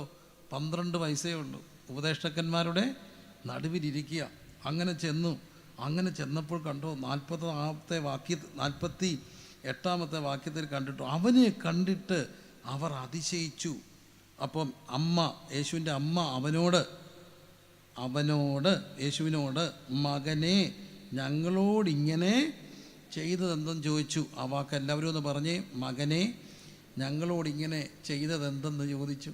ഞങ്ങളോടിങ്ങനെ ചെയ്തത്. അപ്പം നോക്കിയ തിരുപ്പിറവി എടുക്കുകയാണ്. അവിടെ ആ ഒരു തൊട്ടിൽ മുതൽ നമ്മൾ ചിന്തിക്കുക, ഞങ്ങളോട് 12 വയസ്സായി, ഞങ്ങളോട് ഇങ്ങനെ എന്തിനാ ചെയ്തത്? മകനെ ഞങ്ങളോട് ഇങ്ങനെ എന്തിനാ ചെയ്തത്? അത്ഭുതപ്പെടുത്തുന്ന ഒരു വാക്കാണ് മകനെ. ഇത്രയും ടെൻഷൻ അടിച്ച് അവിടെ ചെന്നപ്പോൾ അമ്മ മോനോട് വിളിച്ചത് എന്താ? മോനെ എന്നാ. ഇങ്ങനൊരു കുഞ്ഞിനെ കാണാതെ പോയി, തപ്പിച്ചെല്ലുന്നു. 3-ാം ദിവസം കിട്ടുന്നു. നിങ്ങളെന്തോ വിളിക്കും? അയ്യോ പറയല്ലേ, അറിയാതെ വിളിച്ചു പോകരുത്. 3-ാം ദിവസം കാണുമ്പോൾ എന്തോ വിളിക്കും? മലയാളിയായ നമ്മൾ മോനെ വിളിക്കുമായിരിക്കും. പക്ഷെ വെറും മോനെ വിളിക്കുമോ? ഇല്ല. ഈ അമ്മ വിളിച്ച എന്താ? മോനെ എന്നാ വിളിച്ച്. ചീത്ത വിളിച്ചോ? ഇല്ല. ചീത്ത വിളിച്ചോ? ഇല്ല. പലരും ഈ ദേഷ്യം വരുമ്പോൾ പിള്ളേരെ ചീത്ത വിളിക്കും. ആ ചീത്ത ആര് കേട്ട് പിടിക്കും? പിള്ളേർ കേട്ട് വിളിക്കും. ഞാനൊരിക്കൽ അമേരിക്കയിൽ പോയി. അമേരിക്കയിൽ ഒരു വീട്ടിൽ 2 കൊച്ചു പിള്ളേരെ എന്നെ ഏൽപ്പിച്ചിട്ട് അവർ പുറത്ത് പോയി. ഒരു മോളും ഒരു മോനും. ഇവരിങ്ങനെ കുലുകുലാന്ന് ഇംഗ്ലീഷ് പറയുക. എനിക്കൊന്നും മനസ്സിലാകുന്നില്ല, കാരണം ഭയങ്കര സ്പീഡിലാണ് പറയുന്നത്. അപ്പം ഞാൻ ആ മോളോട് പറഞ്ഞു, മോളെ do one thing, could you please talk with me in Malayalam. It's difficult for me to understand your language fluently. ഉടനെ അവൾ എന്നോട് പറഞ്ഞു, uncle I don't want to talk in Malayalam, I hate this language. Malayalam I hate, എനിക്ക് വെറുപ്പാണ് ഇത് പറയുക. അവിടെ ഇളയ ആങ്ങളെ അവൾക്കിട്ട് ഒറ്റ അടി വെച്ച് കൊടുത്തു. ആ ഇളയ ആങ്ങളുടെ അടി കിട്ടിയപ്പോൾ അവൾ ആ തിരിഞ്ഞ ആങ്ങളെ പച്ചത്തെറി മലയാളത്തിൽ വിളിച്ചു. ഏതായാലും ഒരു കാര്യം എനിക്ക് പിടികിട്ടി, അത് എവിടെ നിന്ന് പഠിച്ചതല്ല, നഴ്സറിയിൽ നിന്നൊന്നും പഠിച്ചതല്ല. കാരണം അമേരിക്കയിൽ മദാമ ഒരിക്കലും മലയാളത്തിൽ പറയത്തില്ല. പിന്നെ ഇതാര് പഠിപ്പിച്ച? ഒന്നിൽ അമ്മ മോനെ വിളിച്ചതാ, അല്ലെ അച്ഛൻ അമ്മയെ വിളിച്ചതാ, തിരിച്ചും ആകാം, അമ്മ അച്ഛനെ വിളിച്ചതാകാം.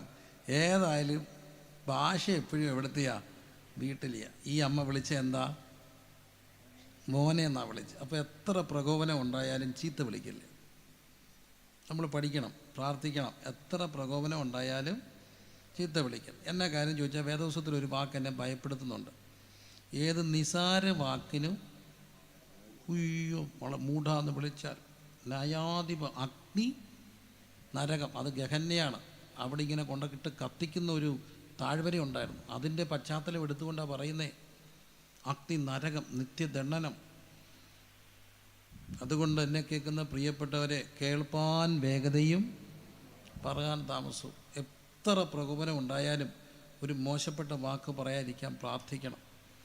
അങ്ങനെ പറഞ്ഞതുകൊണ്ട് യേശു കർത്താവിൻ്റെ ഭാഷാശൈലി സാംശീകരിക്കപ്പെടുന്നുണ്ട്. തിബരിയാസിൻ്റെ കടൽക്കരയിൽ കുറേ പിള്ളേരത്ത് രാത്രി പോയി, നേരം വെളുക്കോളം പോയിട്ട് ഒന്നും കിട്ടിയില്ല. താണ്ട് രാവിലെ വന്ന് കയറിയിരിക്കുക. പക്ഷേ കരയ്ക്കൊരാൾ നിൽപ്പുണ്ട്. ആരാ? ഗുരുവാ. യേശു എന്താ വിളിച്ചേ? കുഞ്ഞുങ്ങളെ, മൈ ഡിയർ ലിറ്റിൽ ചിൽഡ്രൻ, കുഞ്ഞുങ്ങളെ കൂട്ടാൻ വല്ലതുമുണ്ടോ? കണ്ടോ ആ ഭാഷയുടെ സ്വാധീനം. യോഹന്നാനും പിന്നെ വിളിക്കുന്നുണ്ട്, കുഞ്ഞുങ്ങളെ നിങ്ങൾ പാപം ചെയ്യരുത്. അപ്പം ആ ഭാഷ ഭയങ്കര ഒരു ആത്മീയൻ്റെ ഏറ്റവും വലിയ ആത്മീയതയുടെ ഏറ്റവും വലിയ ലക്ഷണം എന്താ? ഭാഷയാണ്. ഭാഷ ചെറിയൊരു കാര്യമല്ല. ഒരാൾ ആത്മീയനാണോ എന്ന് തെളിയിക്കുന്ന അവൻ്റെ എന്താ?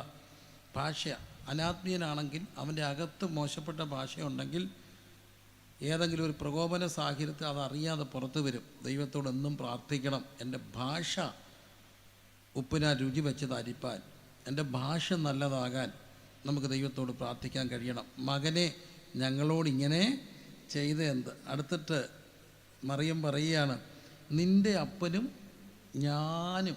ആ വാക്കെല്ലാവരും ഒന്ന് പറഞ്ഞേ, നിൻ്റെ അപ്പനും ഞാനും. എൻ്റെ പൊന്ന് അമ്മമാരോട് ഞാൻ ചോദിച്ചോട്ടെ, മറിയല്ല പറഞ്ഞേ, ടെൻഷൻ അടിച്ച് പറയണം, പെട്ടെന്ന് പറയണം. ഇങ്ങനൊരു സാഹചര്യത്തിൽ അങ്ങനെ പെട്ടെന്ന് പറയുമ്പോൾ നിൻ്റെ അപ്പനും ഞാനും എന്ന് പറയും, ഞാനും നിൻ്റെ അപ്പൻ എന്ന് പറയും. പെട്ടെന്ന് പറഞ്ഞേ, ഞാനും നിൻ്റെ അപ്പനും ഞാനും. വ്യത്യാസം എന്താ? ചെറിയ കാര്യമാണെങ്കിലും വലിയ വ്യത്യാസമാണ്. ഞാനും നിൻ്റെ അപ്പനും ഞാനും. വ്യത്യാസം. ഞാനും നിൻ്റെ അപ്പനാവുമ്പം ആർക്കാ പ്രാധാന്യം?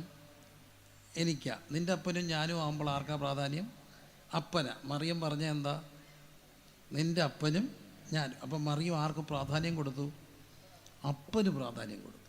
അപ്പോൾ ആ ഒരു വീട്ടിൽ ശരിക്കും ജോസഫ് വളർത്തച്ഛനാണ്. എന്നിട്ട് പോലും ആ അപ്പൻ എന്ത് കൊടുത്തു?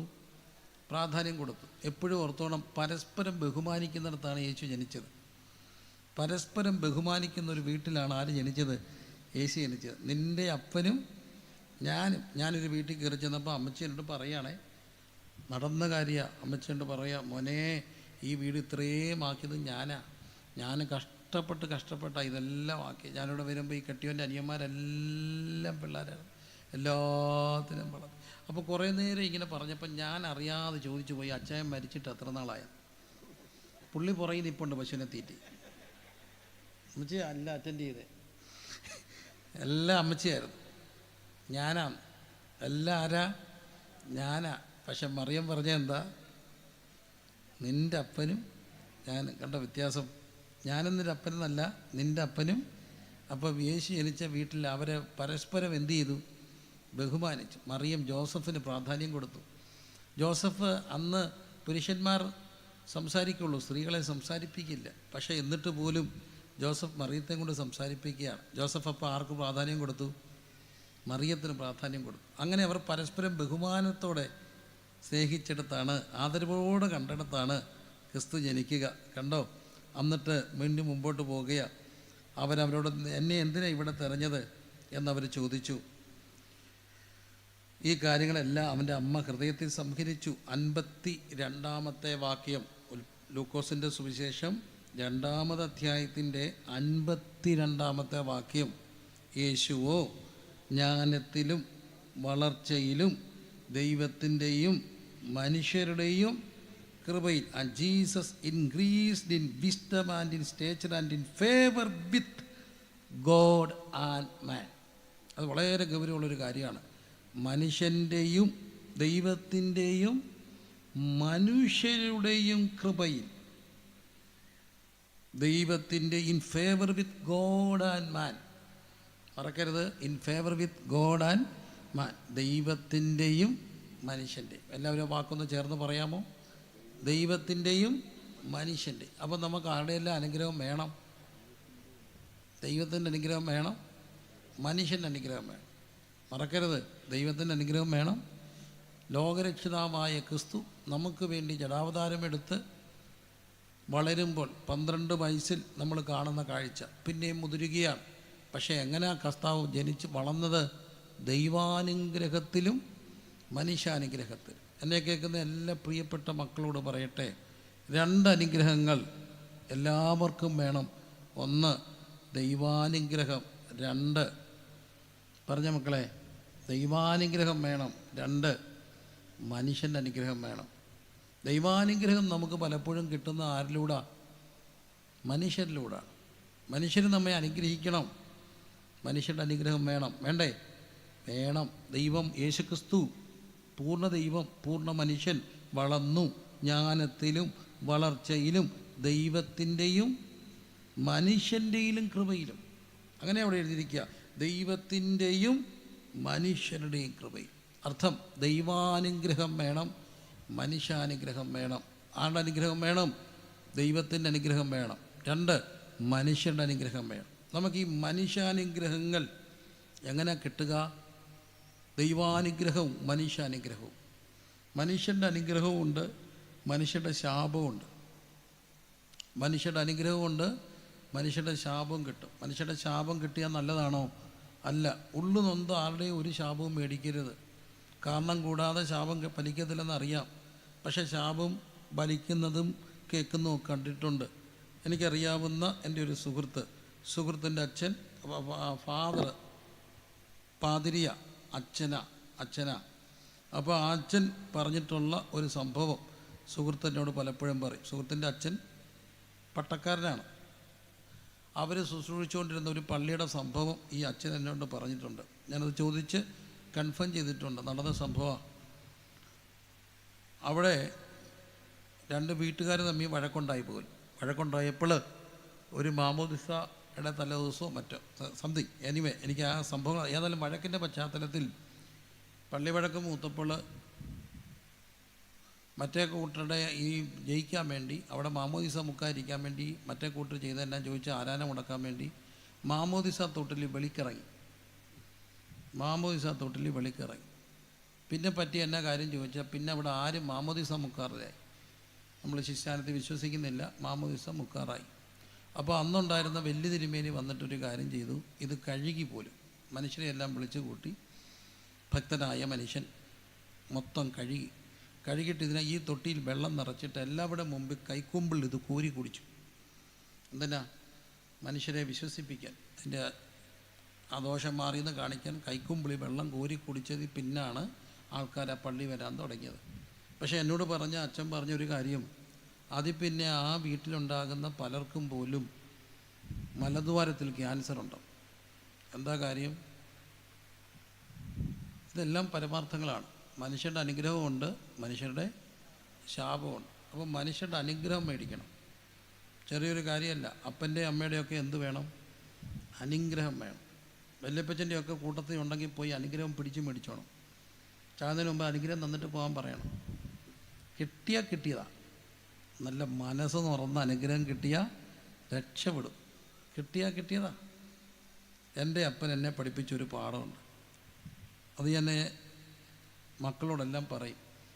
സീരിയസ് ആയിട്ട് മനസ്സിലാക്കിയ വലിയ അനുഗ്രഹമുണ്ട്.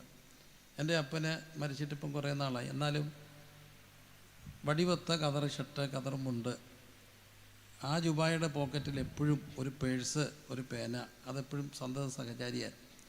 ആ പേഴ്സിനകത്ത് എപ്പോഴും മിനിമം 1,00,000 രൂപ മേലിൽ കാണും. ക്ഷാമമില്ലാത്തൊരു പേഴ്സ്. 1,00,000 രൂപ മേലെപ്പം കാണും. ഇപ്പോൾ അതിനകത്തുനിന്ന് 50,000 എടുത്തെന്ന് വെച്ചു, അന്ന് ദിവസം തന്നെ അതിനകത്ത് 50,000 തിരിച്ചു കയറും. അക്ഷയപാത്രം പോലെ എപ്പോഴും ആ പേഴ്സിൽ പൈസയുണ്ട്. അപ്പോൾ ആ പൈസ അത്യാവശ്യം ചോദിച്ചാൽ തരുമ്പം ഈ കഥ പറഞ്ഞിട്ട് തരത്തുള്ളൂ. എടാ ഇങ്ങനെ എൻ്റെ പേഴ്സിൽ പൈസ ഇരിക്കുന്നത്. അങ്ങനെ എടാ അനുഗ്രഹം. എന്നാ കാര്യം ചോദിച്ചാൽ മിലിറ്ററിയിലായിരുന്നു. മിലിറ്ററിയിൽ നിന്ന് ജോലി കഴിഞ്ഞ് വന്നു. അന്നേരം എൻ്റെ അപ്പച്ചനുണ്ട്, അമ്മച്ചി മരിച്ചുപോയി. അപ്പോൾ മിലിറ്ററിയിൽ നിന്ന് ജോലി കഴിഞ്ഞ് ഞങ്ങൾ കുഞ്ഞാ. അപ്പം വന്നപ്പോൾ അപ്പച്ചൻ്റെ കയ്യിൽ എൻ്റെ അപ്പ ഉണ്ടായിരുന്ന പൈസ, കിട്ടിയ പൈസ മൊത്തം കൊടുത്തിട്ടാണ് കിടന്നുറങ്ങുക. രാവിലെ എഴുന്നേറ്റിട്ട് മൂത്ത പെങ്ങൾ അന്ന് പാലായിലുണ്ട്, പെങ്ങളെ കാണാൻ പോകണം. പെങ്ങളെ കാണാൻ വേണ്ടി ഒരുങ്ങി നിൽക്കുന്ന എൻ്റെ അപ്പം പോകുന്നില്ല, ഇങ്ങനെ വട്ടം ചുട്ടി നിൽക്കുക. അപ്പോൾ എൻ്റെ അപ്പച്ചൻ എൻ്റെ അമ്മയോട് ചോദിച്ചു, എന്നടി അവൻ പോകാൻ പറ, പോയാലേ വരാനൊക്കത്തുള്ളൂ, ബസ്സിനല്ലേ പോയി വരിക അന്ന്. അപ്പോൾ എൻ്റെ അമ്മ എൻ്റെ അപ്പച്ചനോട് പറഞ്ഞു, അച്ഛാ പോകാത്ത, അച്ഛൻ്റെ കയ്യിൽ പൈസയൊന്നുമില്ല, വണ്ടിക്കൂലി ഇല്ലാത്തതുകൊണ്ടാണ് പോകാതെ. അപ്പോൾ എൻ്റെ അപ്പച്ചൻ എൻ്റെ അമ്മയോട് ചോദിച്ചു, ഇവൻ്റെ ഇത്രയും നാളെ മിലിറ്ററി ജോലി ചെയ്തതിൻ്റെ കയ്യിൽ പൈസ ഇല്ല, അപ്പോൾ അവനുണ്ടാക്കിയ പൈസ ഇല്ല എന്ത് ചെയ്യും? അപ്പോൾ എൻ്റെ അമ്മ പറഞ്ഞു, എൻ്റെ അച്ഛൻ്റെ ഉണ്ടായിരുന്ന മുഴുവൻ പൈസ അപ്പച്ചൻ്റെ തന്നിട്ടാണ് രാത്രി കിടന്നെന്ന് പറഞ്ഞു. ഒന്നും കയ്യില്ലെന്ന്. എൻ്റെ അപ്പച്ചന് ഭയങ്കര സങ്കടമായി. എൻ്റെ അപ്പച്ചൻ വലിയവായി കരഞ്ഞു എന്നാണ് പറഞ്ഞത്. കരഞ്ഞൊരു പേഴ്സ് എടുത്തിട്ട് ഇച്ചിരി പൈസ ഇട്ട് കൊടുത്തിട്ട് പറഞ്ഞിട്ടാ, നിൻ്റെ ജീവകാലത്ത് ഇതിനകത്ത് പൈസ കുറയത്തില്ല. സത്യമായിരുന്നു, ആ പേഴ്സിൽ പൈസ കുറയത്തില്ല. മരിക്കാൻ നേരത്ത് പെട്ടെന്ന് അസുഖം കൂടി ഐ സി യു കയറിയപ്പോഴത്തേന് പേഴ്സ് എൻ്റെ വന്നു. എൻ്റെ കയ്യിലൊരു പ്രശ്നമുണ്ട്, പൈസ വന്നാൽ നിൽക്കില്ല. അപ്പോൾ എൻ്റെ കയ്യിൽ നിന്ന് പൈസ തീരും. പേഴ്സ് വന്ന് പൈസ തീരും, അത് വേറൊരു കാര്യം. അപ്പോൾ അപ്പോഴേക്ക് തിരുവനന്തപുരത്ത് തന്നൊരു സെൻ്ററുണ്ട്. അപ്പോൾ അവിടെ ജീവനായിരുന്നു, ചങ്കായിരുന്നു അവന്. അപ്പോൾ അവിടുന്ന് 2 ബസ് നിറച്ച ആൾക്കാർ ഉച്ച കഴിഞ്ഞ് കാണാൻ വരിക. അതൊരു ഞായറാഴ്ചയാണ്. അങ്ങനെല്ലാം പറഞ്ഞ് സെറ്റ് ചെയ്ത് വെച്ചിരുന്ന അവർ വരുമ്പോഴത്തേന് ഇവിടെ ഫുഡും എല്ലാം, അവർ വയ്യായിരിക്കുന്ന അപ്പയെ കാണാൻ വരിക. പെട്ടെന്നാണ് ഐ സി യു കയറുക. എന്നപ്പോഴത്തേന് അവർ യാത്ര തിരിച്ചു. അവരിവിടെ വന്നപ്പോഴത്തേന് അവരെ കാണണം, അവർക്ക് കാണണം. അപ്പോൾ ഡോക്ടർ പറഞ്ഞു, ഒരാളെ വല്ലതും കയറ്റാം, ഇത്രയും പേരെ ഐ സി യു കയറ്റാൻ ഒക്കത്തില്ല. പപ്പ വഴക്ക് പിടിച്ചു, എനിക്ക് കണ്ടേ ഒക്കത്തുള്ളൂ, ഞാനവരെ വിളിച്ചു വരുത്തി, എനിക്ക് എത്ര വയ്യായാലും അവരെ കാണും. അവസാനം പറഞ്ഞു, എഴുതി വെക്കാൻ പറഞ്ഞു. അങ്ങനെ ഞങ്ങൾ എഴുതി വെച്ച് കൺസെൻറ്റ് കൊടുത്ത് ഐ സി യുവിന് പുറത്തൊരു എല്ലാം ഡിറ്റാച്ച് ചെയ്ത് ഒരു വീൽ ചെയറിൽ ഐ സി യുവിന് പുറത്ത് കൊണ്ടു. അസാധാരണമായൊരു കാഴ്ചയായിരുന്നു. ആ ഹോസ്പിറ്റലിൻ്റെ മുമ്പിൽ എല്ലാവരും മുട്ടുകുത്തി ഒന്നിച്ചു പാടി അവർ ഉയർത്തിയിടും ഞാൻ എൻ്റെ കണ്ണുകൾ. അവിടെ പ്രിയപ്പെട്ട പാസ്റ്റർ അവർക്ക് വേണ്ടി പ്രാർത്ഥിച്ചു. കണ്ണീരോട് അവർ പ്രാർത്ഥിച്ചു. അവർ പിരിയുകയാണ്. ഇനിയും ഒരു പക്ഷേ കാണാത്തൊരു പിരിച്ചിലെന്നുള്ള ചിന്ത അവർക്കുണ്ടോ എന്നറിയില്ല. അന്നേരം അവരെല്ലാവരും കൊണ്ട് കാണിക്ക കൊടുത്തു. അവിടെ പ്രധാന പാസ്റ്ററും എല്ലാം അവർ കാണിക്കുക, തിരുവനന്തപുരംകാരെ കാണിക്ക കൊടുത്തു. ആ പൈസ മേടിച്ച് ടീഷർട്ടിൻ്റെ പോക്കറ്റ് ഇട്ടിട്ട് അവരോട് യാത്ര പറഞ്ഞ് തിരിച്ച് ഐ സി യു കയറി. രാത്രി എൻ്റെ ഭാര്യ കാണാൻ കയറിയപ്പം പറഞ്ഞു, അപ്പോൾ ആ പൈസ ഇങ്ങനെ, അപ്പോൾ ഐ സി യു പൈസയും വെച്ചുകൊണ്ട് കിടക്കണ്ട, ഇനി എൻ്റെ പിള്ളേർ തന്ന പൈസ അവിടെ കിടക്കട്ടെ. ഒരു 4 മണിയായപ്പം ഡോക്ടറിനെ വിളിച്ചു. അപ്പോഴേക്ക് സീരിയസ് ആണ്. ഞാൻ നോക്കി നിൽക്കുമ്പം മരിച്ചു കഴിഞ്ഞപ്പോൾ ഞാനിങ്ങനെ ബോഡിയെ ഇങ്ങനെ തപ്പി തൂത്തപ്പോൾ പോക്കറ്റിൽ പൈസ ഇരിക്കും. ഞാൻ എടുത്ത് എൻ്റെ പോക്കറ്റിൽ വെച്ചു, ബോഡി കൊണ്ട് മോർച്ചറി വെച്ചു, എല്ലാവരും വന്നു വെച്ചു. അത് കഴിഞ്ഞ് ഞാൻ ഓഫീസിൽ പോയി കണക്ക് നോക്കി. അവരൊരു എമൗണ്ട് പറഞ്ഞ് 26,000 രൂപ ഉണ്ടായിരുന്നു. അത് അപ്പോൾ എൻ്റെ വേറെ ഒരു പൈസയില്ല, ഈ പോക്കറ്റിൽ ഇട്ട പൈസയേ ഉള്ളൂ. എന്നെ അത്ഭുതപ്പെടുത്തിയ ഒരു കാര്യം, 1 രൂപ കൂടുതലില്ല, 1 രൂപ കുറവില്ല. കറക്റ്റ് ബില്ലടയ്ക്കാനുള്ള പൈസയല്ല ഞാൻ അത്ഭുതം, കറക്റ്റ് ബില്ലടയ്ക്കാൻ. ആ പൈസ ഞായറാഴ്ച ഉച്ചയ്ക്ക് എടുത്തു, തിരുവനന്തപുരത്ത് വന്നവരിട്ടു. അത് ഇട്ടുകൊണ്ട് കിടന്നു മരിച്ചു. ബില്ലടയ്ക്കാനുള്ള പൈസ. അപ്പൻ്റെ അനുഗ്രഹം. നിനക്കുള്ളത് ജീവകാലത്ത് കുറയത്തില്ല, നിനക്കുള്ളത് ജീവകാലത്ത് കുറയില്ല. ഒരു കാര്യം മറക്കരുതേ, ദൈവാനുഗ്രഹം വേണം, മനുഷ്യാനുഗ്രഹം വേണം. അപ്പൻ്റെ അമ്മയുടെയും അനുഗ്രഹം വേണം, പ്രായമുള്ളവരുടെ അനുഗ്രഹം വേണം. അതുകൊണ്ടാണ് പ്രായമുള്ള ദൈവദാസന്മാരെയൊക്കെ കണ്ട അപ്പച്ചൻ ഒന്ന് പ്രാർത്ഥിച്ചിട്ട് പോകാൻ പറയണം. എന്താ കാര്യം എന്നറിയാമോ? അവരൊത്തിരി ഓടിയവരാണ്. അവിടെ ഒരു അനുഗ്രഹം കിട്ടിയ ഒരനുഗ്രഹമാണ്. അപ്പോൾ അതുകൊണ്ട് വേദവസം പഠിപ്പിക്കുന്നു, യേശുക്രിസ്തു വളർന്നു എങ്ങനെ? ദൈവാനുഗ്രഹം മനുഷ്യാനുഗ്രഹം. എല്ലാവരും ഒന്നുകൂടെ ഉറക്കം പറഞ്ഞേ, ദൈവാനുഗ്രഹം മനുഷ്യാനുഗ്രഹം. അതുകൊണ്ട് ദൈവത്തിൻ്റെയും മനുഷ്യരുടെയും അനുഗ്രഹത്തിൽ വളർന്ന ക്രിസ്തുവിനെ നമ്മളവിടെ കാണുകയാണ്. 12 വയസ്സ് കാലസമ്പൂർണതയിൽ നമുക്ക് വേണ്ടി കർത്താവ് ജന്മമെടുത്തു, വളർന്നു. പിന്നെ 30-ാമത്തെ വയസ്സിൽ നമ്മൾ ക്രിസ്തുവിനെ കാണുന്നു. ക്രിസ്തു സ്നാനമേക്കുക, ഇപ്പോൾ തൻ്റെ പരസ്യ ശുശ്രൂഷ ആരംഭിക്കുക. അതിനിടയിലുള്ള ഒരു കാലഘട്ടത്തെക്കുറിച്ചുള്ള ഒരു കാലഘട്ടം, ആ വിവരണം നമുക്ക് എല്ലാവർക്കും അറിയാം. ഭാരമുള്ള മരപ്പണിക്കാരനായിരുന്നു. ഒത്തിരി കഷ്ടപ്പെട്ടു, അധ്വാനിക്കാതിരിക്കണം, അപ്പനെ സഹായിച്ചു, മരപ്പണിക്കാരനായിരുന്നു. അതുകൊണ്ട് തന്നെ ക്രിസ്തു തൻ്റെ പരസ്യശുശ്രൂഷ ആരംഭിക്കുമ്പോൾ പറയുന്നൊരു വാക്കുണ്ട്, അധ്വാനിക്കുന്നവരും ഭാരം ചുമക്കുന്നത്. എനിക്ക് ആ വാക്ക് ഭയങ്കര ഇഷ്ടമാണ്. എന്തുകൊണ്ടായിരിക്കണം കർത്താവിനത് പറയാൻ കഴിയുക? അതിൻ്റെ ഏറ്റവും പ്രധാനപ്പെട്ട ഒരു കാര്യം, അധ്വാനിച്ചതിൻ്റെ വേദന അവനറിയാം. നാക്കുകൊണ്ടല്ല, വാക്കുകൊണ്ടല്ല, നല്ല പോലെ അധ്വാനിച്ചു.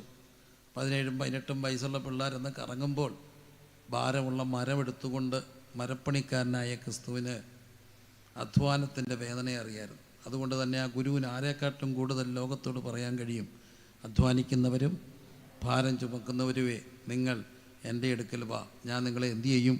ആശ്വസിപ്പിക്കും. അങ്ങനെ അരുമരക്ഷകനായ കർത്താവ് 30-ാമത്തെ വയസ്സിൽ പരസ്യശുശ്രൂഷ ആരംഭിച്ചു. മനുഷ്യരുടെ പ്രശ്നങ്ങൾ ഇടപെട്ടു. ഈ മനുഷ്യരുടെ സമാധാനം കെടുത്തുന്ന ഒത്തിരി കാര്യങ്ങളിൽ ഏറ്റവും പ്രധാനപ്പെട്ട ഒന്നാണ് രോഗങ്ങൾ വരിക, മരണം. ഇതെല്ലാം തന്നെ ബുദ്ധൻ പോലും നമുക്കറിയാം, മരണത്തെ ഇല്ലാത്ത ഒരു വീട് ഇങ്ങനെ അലഞ്ഞു എന്നൊക്കെ പറയില്ലേ.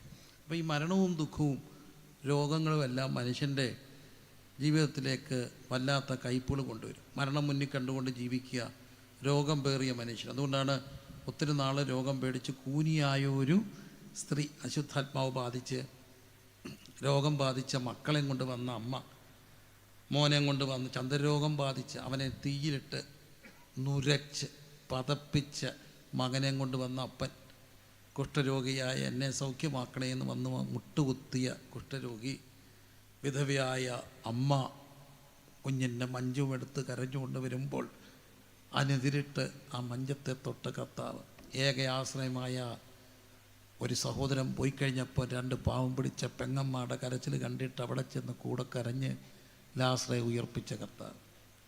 ക്രിസ്തു 3.5 വർഷക്കാലത്തെ പരസ്യശുശ്രൂഷ. പക്ഷേ കർത്താവ് ഒരു കാര്യം ചെയ്തു, മനുഷ്യൻ്റെ ഈ ജീവിതത്തിൻ്റെ പ്രയാസം കാണുകയാണ്. സൺഡേ സ്കൂളിൻ്റെ പരീക്ഷ ഞങ്ങളുടെ ഒരു സഭയിൽ നടക്കുക. ഈ സംഭവം നടന്ന സംഭവം എൻ്റെ ഒരു സുഹൃത്തിൻ്റെ മോനാ. അപ്പോൾ കൊച്ചു ക്ലാസ്സിൽ ചോദ്യമല്ലേ, എഴുത്തല്ലല്ലോ, ചോദിച്ചു. ലാസറിൻ്റെ വീട്ടിൽ യേശു വന്നിട്ട് എന്തോ ചെയ്തെന്ന് ചോദിച്ചു. കുരുന്ന് മിടുക്കനാ, അവൻ ചാടി പറഞ്ഞു എന്തോ ചെയ്യാനാ, കയറി അങ്ങ് ഇടപെട്ടില്ലെന്ന് ചോദിച്ചു. അവനങ്ങ് ഇഷ്ടപ്പെട്ടു, ടീച്ചർ മാർക്ക് കൊടുത്താണ്. സത്യത്തിൽ ക്രിസ്തു ചെയ്ത് അത് തന്നെയാണ്. മനുഷ്യൻ്റെ പ്രശ്നങ്ങളിൽ എന്ത് ചെയ്തു? ഇടപെട്ടു. 3.5 വർഷക്കാലം. ഇന്നും കർത്താവിന് പ്രത്യേകതയുണ്ട്. എന്തുകൊണ്ടാണ് ഇത്രയും പേര് ഇവിടെ വന്നിരിക്കുക? എന്തുകൊണ്ടാണ് ഇവിടെ വന്നിരിക്കുക? ഒരാളെക്കുറിച്ച് കേൾക്കാനാ? ആരെയാ? പ്രിൻസിപ്പാൾസ് വരുന്നതുകൊണ്ടല്ല നിങ്ങളിവിടെ വന്നത്. പ്രിൻസിപ്പാൾസൊക്കെ പറയാനുള്ളത് ഒറ്റ ആളെക്കുറിച്ചാണ്. എൻ്റെ പ്രശ്നങ്ങളിൽ ഇടപെടുന്ന ഒരാളുണ്ട്, നിങ്ങളുടെ പ്രശ്നങ്ങളിൽ ഇടപെടുന്ന ഒരാളുണ്ട്, ഇടപെട്ടിട്ടുള്ള ഒരാളുണ്ട്, ഇനിയും ഇടപെടുന്ന ഒരാളുണ്ട്. കണ്ടുകൊണ്ട് നിൽക്കുന്ന ഒരാളല്ല, കരയ്ക്ക് നിൽക്കുന്ന അഭിപ്രായം പറയുന്ന ഒരാളല്ല, ഇറങ്ങി ഇടപെടുന്ന ഒരു കർത്താവ്. കരമടിച്ചെന്ന് സ്തുതിച്ചേ. ഹല്ലേലൂയ, ഹല്ലേലൂയ, ഹല്ലേലൂയ. എല്ലാ പ്രശ്നങ്ങളും ഇടപെട്ടു അല്ലേ? മനുഷ്യരെ വല്ലാതെ അസ്വസ്ഥപ്പെടുത്തുന്ന ഒരു കാര്യം നാളെ വിചാരങ്ങളാണ്. അതിനെല്ലാം ക്രിസ്തു ഉത്തരം പറയുകയാണ്. മനുഷ്യൻ, അതുകൊണ്ടാണ് ക്രിസ്തു പറഞ്ഞു, അവൻ അത്ഭുത മന്ത്രി, വീരനാം ദൈവം, നിത്യപിതാവ്, സമാധാന പ്രഭു. എന്തുകൊണ്ടാണ് കർത്താവ് സമാധാനത്തിൻ്റെ പ്രഭുവാകുക? ഈ ലോക സമാധാനം നഷ്ടപ്പെടുത്തുന്നതെല്ലാം തന്നെ യുദ്ധങ്ങളാണ്. നമുക്കറിയാം, ഇന്ത്യ പാകിസ്ഥാൻ വാർ, ഇന്ത്യ കാർഗിൽ യുദ്ധം. ഇന്ത്യ ഇന്നും ഈ ഇന്ത്യയിൽ മേടിക്കുന്ന ആയുധങ്ങളുടെ കാശുണ്ടെങ്കിൽ ബോംബെയിലെ ചേരികളിൽ കാണത്തില്ല, സ്ലമ്മുകളെല്ലാം മാറ്റാം. ബോംബെയിൽ ഒറ്റ ചേരി കാണില്ല. ആ കാശ് റീകൺവേർട്ട് ചെയ്ത് ചേരികളുടെ ഉദ്ധാരണത്തിന് വേണ്ടി ഉപയോഗിച്ചാൽ ചേരികൾ വേണ്ടി ഇല്ലാതെ വരും. പക്ഷെ നമുക്കങ്ങനെ ചെയ്യാനൊക്കെ ഇല്ല. അതിർത്തികൾ സംരക്ഷിച്ചേ ഒക്കത്തുള്ളൂ. അതിർത്തികൾ സംരക്ഷിക്കാനുള്ള തീവ്രയത്നത്തിലാണ് എല്ലാ രാജ്യങ്ങളും. ഹമാസ് ഇസ്രായേൽ യുദ്ധം എന്തുവാണേലും അതിർത്തിക്ക് വേണ്ടിയുള്ള യുദ്ധമാണ്. അത് അവരവരുടെ അതിർത്തി സംരക്ഷിക്കണം. ഉക്രൈൻ പിടിച്ചു നിൽക്കുകയാണ് റഷ്യക്ക് മുമ്പിൽ. എന്തിനാ കാര്യം? അതിർത്തി സംരക്ഷിക്കുവാൻ. അപ്പോൾ ഈ യുദ്ധങ്ങൾ മനുഷ്യൻ്റെ സമാധാനങ്ങൾ. ഒന്നാം ലോകമഹായുദ്ധം, രണ്ടാം ലോകമഹായുദ്ധം, കോടിക്കണക്കിന് പേരാ മരിച്ചത്. ഇപ്പം തന്നെ ഇസ്രായേൽ ഹമാസ് യുദ്ധം, എന്തുമാത്രം മനുഷ്യർ മരിക്കുന്നു. യുദ്ധങ്ങൾ മനുഷ്യരുടെ സമാധാനം കളയും. കൊച്ചുനാൾ മുതൽ. എന്നാൽ ഇപ്പം അതൊക്കെ കുറവാണ്. പണ്ടത്തെ സ്ഥിരം സംഭവമായിരുന്നു അതിരുവഴക്ക്. വാക്കത്തി എടുക്കുന്നു, വെട്ടുകുത്തി എടുക്കുന്നു, സ്ത്രീകൾ വരെ ഇറങ്ങുന്നു, പിള്ളേർ വരുന്നു. എന്താ അതിര്? ഇപ്പം അങ്ങനെ അതിരുവഴക്ക് കുറവാണ്. പണ്ടത്തെ മനുഷ്യർക്ക് മുഴുവൻ. അതുപോലെ അപ്പുറത്തെ തോട് ഇങ്ങോട്ട് ഇറക്കി വെക്കും, ഇപ്പുറത്തെ തോട് അങ്ങോട്ട് ഇറക്കി വെക്കും. വെള്ളപ്പൊക്കം വരുമ്പോൾ എങ്ങോട്ടും പോകാൻ, വെള്ളത്തിന് പോകാൻ സ്ഥലമില്ലാതാകും. ആകെ പ്രശ്നമാണ്. അതിരുവഴക്ക. പക്ഷേ വഴക്കുകളെല്ലാം അതിരിൻ്റെ വെളിച്ചത്തില്ല. അതുകൊണ്ടാണ് കർത്താവ് പറഞ്ഞൊരു കാര്യമുണ്ട്, എൻ്റെ രാജ്യം എന്തല്ല, ഐഹികമല്ല. ഞാൻ ഈ ഭൂമിയുടെ അതിരുകളിൽ വസിക്കുന്ന ഒരു രാജാവല്ല. പക്ഷേ എൻ്റെ ജനത്തിൻ്റെ ഹൃദയത്തിൽ വസിക്കാൻ ഇഷ്ടപ്പെടുന്ന ഒരു രാജാവാണ്. അതുകൊണ്ട് തന്നെ ലോകമെമ്പാടും അതിരുകളില്ലാത്ത മിക്കവാറും മുഴുവൻ രാജ്യങ്ങളിലും പ്രശോഭിക്കുന്ന ഒരു വലിയ വ്യക്തിത്വമുണ്ട്. അത് ഞാൻ പ്രസംഗിക്കുന്ന ക്രിസ്തുവാണ്. എന്തുകൊണ്ടാണ്? അവൻ്റെ രാജ്യം എന്തല്ല, ഐഹികമല്ല. ഉറക്കെ ഒന്ന് സ്തോത്രം പറഞ്ഞേ. അതിരുകൾക്ക് കർത്താവിന് പ്രശ്നമില്ല. അതിരുകളുടെ പേരിൽ വഴക്കില്ല. എന്താ കാര്യം? അവിടുത്തെ രാജ്യം എന്തല്ല, ഐഹികമല്ല. രണ്ടാമത്തെ മനുഷ്യൻ്റെ സമാധാനം കളയുന്ന വലിയൊരു കാര്യമെന്ന് പറയുന്നത് നാളെ എന്ത് സംഭവിക്കും. നാളെ എന്ത് സംഭവിക്കും? നാളെ എന്ത് സംഭവിക്കും? ഭയങ്കര പേടിയാണ്. പണ്ടത്തെ ഒരു കഥയുണ്ട്, കേട്ടിട്ടുണ്ടായിരിക്കാം. പണ്ടനാളി വല്യപ്പച്ചൻ പറഞ്ഞ കഥയാണ്, മിക്കവരും കേട്ടിട്ടുണ്ട്. ആറിൻ്റെ അക്കരെ കൂടെ ഒരാൾ പോവുക. ആരാ? അന്ന് ഈ അയിത്തമൊക്കെ ഉണ്ട്. വലിയ ഒരു സവർണായ ഒരാൾ ഓലക്കൂടെയൊക്കെ ചൂടി പോവുക. മുമ്പിൽ ഇങ്ങനെ ആൾക്കാർ ഹൂയ് ഹൂയ് ഒക്കെ വെച്ച് പോകുന്നുണ്ട്. അങ്ങനെ ആ ഒരു ഘോഷയാത്ര പോകുമ്പോൾ ഇങ്ങേ കരയിൽ ഒരു വീടിൻ്റെ കൊച്ചു മുറ്റത്ത് ഒരു പട്ടി ഒരു തുടലേ കിടന്ന് കുരയ്ക്കാൻ തുടങ്ങി. അപ്പുറത്തൂടെ ഹൂയ് ഹൂയ് പോകുമ്പോൾ കുരയ്ക്കുക. ഈ ഇങ്ങേരെന്തോ എന്നറിയാമോ? ഈ കുടയും ചൂടിയൊക്കെ പോയ ആൾ പുള്ളി കുടയുടെ ഓലക്കുടയെല്ലാം കൂടെ ചവിട്ടി കളഞ്ഞിട്ട് കമ്പിങ് കയ്യിലെടുത്തു. അപ്പം ഇവർ ചോദിച്ചു, എന്താ ചെയ്തേ? എടോ, 6 പറ്റിപ്പോയി, തുടൽ പൊട്ടിപ്പോയ കടി പറ്റിയിരിക്കുമെന്ന് പറഞ്ഞു. സത്യമല്ലേ? 6 പറ്റണം, തുടൽ പൊട്ടണം, ഉറപ്പ്. എന്ത് പറ്റും? കടി പറ്റും. ഇത് തന്നെയാണ് മനുഷ്യൻ്റെ പ്രശ്നം. നാളെക്കുറിച്ച് എന്ത് പറ്റും? നാളെ എന്തോ സംഭവിക്കും? പിള്ളേർക്ക് എന്തോ ചെയ്യും? നാളെ എന്തോ ചെയ്യും? എങ്ങനെ പഠിക്കും? എങ്ങനെ കെട്ടിക്കും? എങ്ങനെ ഉണ്ണും? എങ്ങനെ ഉറങ്ങും? കർത്താവ് ഒരു കാര്യം പറഞ്ഞു, നിങ്ങൾ നാളെക്കുറിച്ച് എന്ത് ചെയ്യരുത്. എന്നോ സത്യം അത്. നാളെക്കുറിച്ച് വിചാരമില്ലെങ്കിൽ സുഖമായിട്ട് കിടന്ന് എന്ത് ചെയ്യാം? ഉറങ്ങാം. ഇപ്പോൾ ഉറങ്ങാൻ വയ്യാത്ത എന്തുകൊണ്ടാണ്? നാളെക്കുറിച്ച് വിചാരമുള്ളത് കൊണ്ടാണ്. പണ്ടൊരു അപ്പച്ചന് എന്നും പോയി വാഴക്കൊല വെട്ടാൻ കള്ളനെ കഴിച്ച് കാവൽ കിടക്കുക. അങ്ങനെയാണ് ഇരിക്കുമ്പോഴാണ് പുള്ളി ഒരു പ്രസംഗം കേട്ടു. ഇസ്രായേലിൻ്റെ പരിപാലകൻ അയങ്ങിയില്ല, ഉറങ്ങിയില്ല. അവിടെ ചെന്ന് ഉറക്കം വന്നപ്പോൾ പുള്ളി കർത്താവ് പറഞ്ഞു, ഞാനും നീയും കൂടെ എന്തിനാ ഉറക്കളയ്ക്കുന്നത്? സത്യമല്ലേ? ഞാനും നീയും കൂടെ എന്ത് ചെയ്തിട്ടാ ഉറക്കളയ്ക്കുന്നത്? ഞാനും ഉറങ്ങാൻ പോവാ കർത്താവ്. ഒരു കാര്യത്തിൽ ഉറങ്ങണമെങ്കിൽ ഒരു കാര്യം ഉറക്കപ്പാക്കണം. നാളെക്കുറിച്ച് വിചാരമില്ലാത്തവർക്ക് അല്ലെങ്കിൽ ഭാരപ്പെടാത്തവർക്ക് എന്ത് ചെയ്യാനൊക്കത്തുള്ളൂ. ഇന്നത്തെ ഏറ്റവും വലിയ പ്രശ്നം മനുഷ്യർക്ക് എന്തില്ല? ഇൻസോമാനിയ. ഒത്തിരി പേരുണ്ട്. പിൽസ് എടുത്താൽ ഉറങ്ങുന്നേ, പിൽസ് എടുത്താൽ എന്തെല്ലോ പ്രശ്നമാണ്. കൂർക്കം വലിക്കുന്നതിന് ആ മിഷൻ, വലിക്കാത്തതിന് ഈ മിഷൻ, ശ്വാസം നിൽക്കുന്നതിന് ആ മിഷൻ, എല്ലോ ലക്ഷങ്ങളാണ്. പക്ഷേ ഇതൊന്നുമില്ലാത്ത ഓരോരുത്തർ കിടന്ന് ഉറങ്ങും. എന്തുകൊണ്ടാ? ഞാനവൻ ഉള്ളം കയ്യിലിരിക്കാൻ ആരുമില്ല എനിക്ക് ദോഷം ചെയ്യുവാൻ. ഇന്നെനിക്ക് വന്ന് തൻഹിതമാണെന്ന് ഞാൻ എന്ത് ചെയ്യുന്നു? അറിയുന്നു. അപ്പം നാളെക്കുറിച്ച് വിചാരപ്പെടാതിരിക്കണമെങ്കിൽ ക്രിസ്തുവിലുള്ള ആശ്രയം കൊണ്ടേ ഒക്കത്തുള്ളൂ. കർത്താവ് പറഞ്ഞു, എൻ്റെ സമാധാനം ഞാൻ നിങ്ങൾക്ക് തരുന്നു. അപ്പം നോക്കൂ, ക്രിസ്തു സമാധാന പ്രഭുവായ കർത്താവ് മനുഷ്യൻ്റെ പ്രശ്നങ്ങൾ ഇടപെട്ടു, രോഗത്തെ സൗഖ്യമാക്കി. അത്ഭുതങ്ങളിലേറെയും എന്തിനെ സൗഖ്യമാക്കിയായിരുന്നു? രോഗങ്ങളെ സുഖപ്പെടുത്തുകയായിരുന്നു. കാരണം മനുഷ്യൻ്റെ രോഗങ്ങൾ മനുഷ്യൻ്റെ പ്രശ്നങ്ങളാണ്. രണ്ടാമത്തെ മനുഷ്യൻ്റെ ഒരു വലിയ പ്രശ്നമാണ് മാനസികമായ സംഘർഷങ്ങൾ. ക്രിസ്തു ഗദരദേശത്തിലെ ഭൂതഗ്രസ്തനെ എന്താക്കി? സുഖപ്പെടുത്തി. ഭൂതങ്ങളെ ശാസിച്ചു. മാനസിക പ്രശ്നങ്ങൾ ഇന്ന് കൂടുകയാണ്. നമുക്കറിയാം, കോവിഡ് കഴിഞ്ഞതിന് ശേഷം ഇവിടെ ധാരാളം ആളുകൾക്കുണ്ടായിട്ടുള്ള ഒരു പ്രശ്നമാണ് ഡിപ്രഷൻ. ആൻറ്റി ഡിപ്രഷൻ ടാബ്ലറ്റ്സ് എടുക്കുന്നവരുടെ എണ്ണം ക്രമാതീതമായി വർദ്ധിക്കുകയാണ്. പണ്ടത്തെ പോലെ അതൊരു രോഗമായിട്ടോ ഒരു വലിയ മലയായിട്ടോ ഒന്നും ആരും കാണാതെ ജീവിതത്തിൻ്റെ സാധാരണ, ഞാൻ ഈ ഒരു 2 ആഴ്ചക്കകത്തോ ഏറ്റവും മിനിമം ഒരു 5-8 പേരെയെങ്കിലും കണ്ടു നിരന്തരമായി വർഷങ്ങളായി ഡിപ്രഷന് ടാബ്ലറ്റ് എടുത്തുകൊണ്ട് നോർമൽ ലൈഫ് നയിക്കുന്നവർ. അവർക്ക് അക്സെപ്റ്റഡ് ആണ്. അപ്പോൾ മനുഷ്യ ജീവിതത്തിൻ്റെ വലിയൊരു പ്രശ്നമാണ് മനസ്സിൻ്റെ താളം തെറ്റുക എന്നുള്ളത്. പക്ഷേ ഇവിടെ കർത്താവ് ഹോളിസ്റ്റിക്കായിട്ട് മനുഷ്യൻ്റെ പ്രശ്നങ്ങൾ ഇടപെട്ടു. അവന് മനസ്സിന് താളം തെറ്റിയവരെ സുഖപ്പെടുത്തു. എന്തുകൊണ്ടാണെന്നറിയാമോ? കർത്താവിനെ ഭ്രാന്തെന്ന് വിളിച്ചു. ഈ പെന്തക്കോസ്ത് സമൂഹത്തിന് ഒരു പ്രത്യേകത ഉണ്ടായിരുന്നു മക്കളെ. മനുഷ്യൻ്റെ പ്രശ്നങ്ങൾ എവിടെയെങ്കിലും ഒരു ഭ്രാന്തനുണ്ടെന്നോ ഭൂതം കയറിയെന്നൊക്കെ പറഞ്ഞാൽ അവിടെ പോയിരുന്ന് ഉപസിക്കും. അല്ല കെട്ടിക്കൊണ്ടിട്ട് എന്നാലും എന്തു ചെയ്യും? പ്രാർത്ഥിക്കും. എൻ്റെ വീട്ടിൽ എനിക്ക് ഓർമ്മയുണ്ട് കെട്ടിക്കൊണ്ടിട്ട് ഉപസിക്കുന്നത്. പിടിച്ച് കെട്ടി കൊണ്ടിട്ട് പ്രാർത്ഥിച്ച് ഭൂതങ്ങളെ ഇറക്കി വിട്ട് ആളുകൾ സ്വതന്ത്രരാകുന്നത് ഞാൻ എൻ്റെ കുഞ്ഞുനാളിൽ കണ്ടിട്ടുണ്ട്. ഒരു സംഭവം ഞാൻ മറക്കാത്തതുകൊണ്ട്, ഞാൻ പ്രീ ഡിഗ്രിക്കൊക്കെ പഠിക്കുമ്പോൾ അങ്ങനെ പ്രാർത്ഥിക്കാൻ കൊണ്ടുവന്ന ഒരു ചെറുപ്പക്കാരൻ വല്ലാതെ വയലൻ്റായി. ആ വയലൻ്റായി ചെറുപ്പക്കാരനെ പിടിച്ചു കെട്ടുമ്പോൾ എനിക്കന്നൊരു പ്രായം 19. പിടിച്ച് കെട്ടിയ കൂട്ടത്തിൽ ഞാനുമുണ്ട്. ഞങ്ങൾ പിള്ളേരെല്ലാം കൂടി പിടിച്ച് കെട്ടുന്നേ. പക്ഷെ പിടിച്ച് കെട്ടി അവിടെ ഇടുമ്പോൾ വലിയവായി കരയുന്ന പെങ്ങൾ അടുത്ത് ഇപ്പുണ്ട്. എനിക്ക് ഓർമ്മയുണ്ട്, സ്വന്തം കൂടപ്പുറപ്പിനെ ഭ്രാന്തിളകി വയലൻ്റായി നിൽക്കുന്ന പെങ്ങളെ സഹോദരനെ പിടിച്ച് കെട്ടുമ്പോൾ നോവും. നമ്മുടെ നാട്ടിലൊരു ചൊല്ലുണ്ട്, ആരാൻ്റെ അമ്മയ്ക്ക് ഭ്രാന്ത് പിടിച്ച കാണാൻ രസമാണ് അല്ലേ? ആരാൻ്റെ അമ്മയ്ക്ക് വട്ട് പിടിച്ച രസമാണ്, അവനവൻ്റെത് വരുമ്പോഴല്ലേ അറിയത്തുള്ളൂ. പെങ്ങൾ ഇന്ന് കരയുന്ന എനിക്ക് ഓർമ്മയുണ്ട്. കാലം മുമ്പോട്ട് പോയി, ദൈവ ആ സഹോദരനെ സുഖപ്പെടുത്തി. ആ സഹോദരൻ കല്യാണം കഴിച്ചു, മക്കളുണ്ടായി, വർഷങ്ങൾ പോയി. ആ മക്കൾ പഠിച്ചു, മിടുക്കരായി, ബിരുദാനന്തര ബിരുദമെടുത്തു, ജോലിയായി. ദൈവകൃപയാൽ കല്യാണം കഴിപ്പിക്കാൻ നേരത്ത് ഞാൻ പാസ്സായി. ഞാനാണ് കല്യാണം നടത്തുക.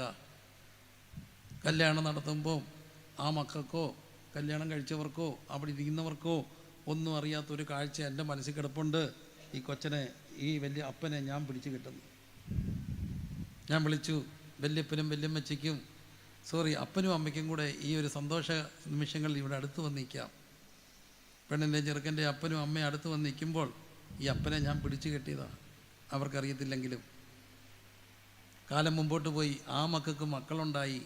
അവരെ സമർപ്പിച്ചതും ഈ എളിയദാസന. ഞാൻ പറഞ്ഞു, വേണമെങ്കിൽ വല്യപ്പച്ചനും വല്യമ്മച്ചയ്ക്കും കൂടെ വരാം. അവരടുത്ത് വന്ന് നിൽക്കുമ്പോൾ ഞാൻ ഓർമ്മയുണ്ട്, ഈ വല്യപ്പനെ ഞാൻ പിടിച്ചു കെട്ടിയതാണ്. പക്ഷെ എൻ്റെ കർത്താവ് ഇടപെടുന്ന ദൈവമാണ്. എൻ്റെ കർത്താവ് ഇടപെടുന്ന ദൈവമാണ്. എൻ്റെ ഹൃദയം സന്തോഷം കൊണ്ട് നിറയുക. ഈ രാത്രി ഞാൻ പ്രസംഗിക്കുന്ന ക്രിസ്തുവിനൊരു പ്രത്യേകതയുണ്ട്. ഇടപെടും.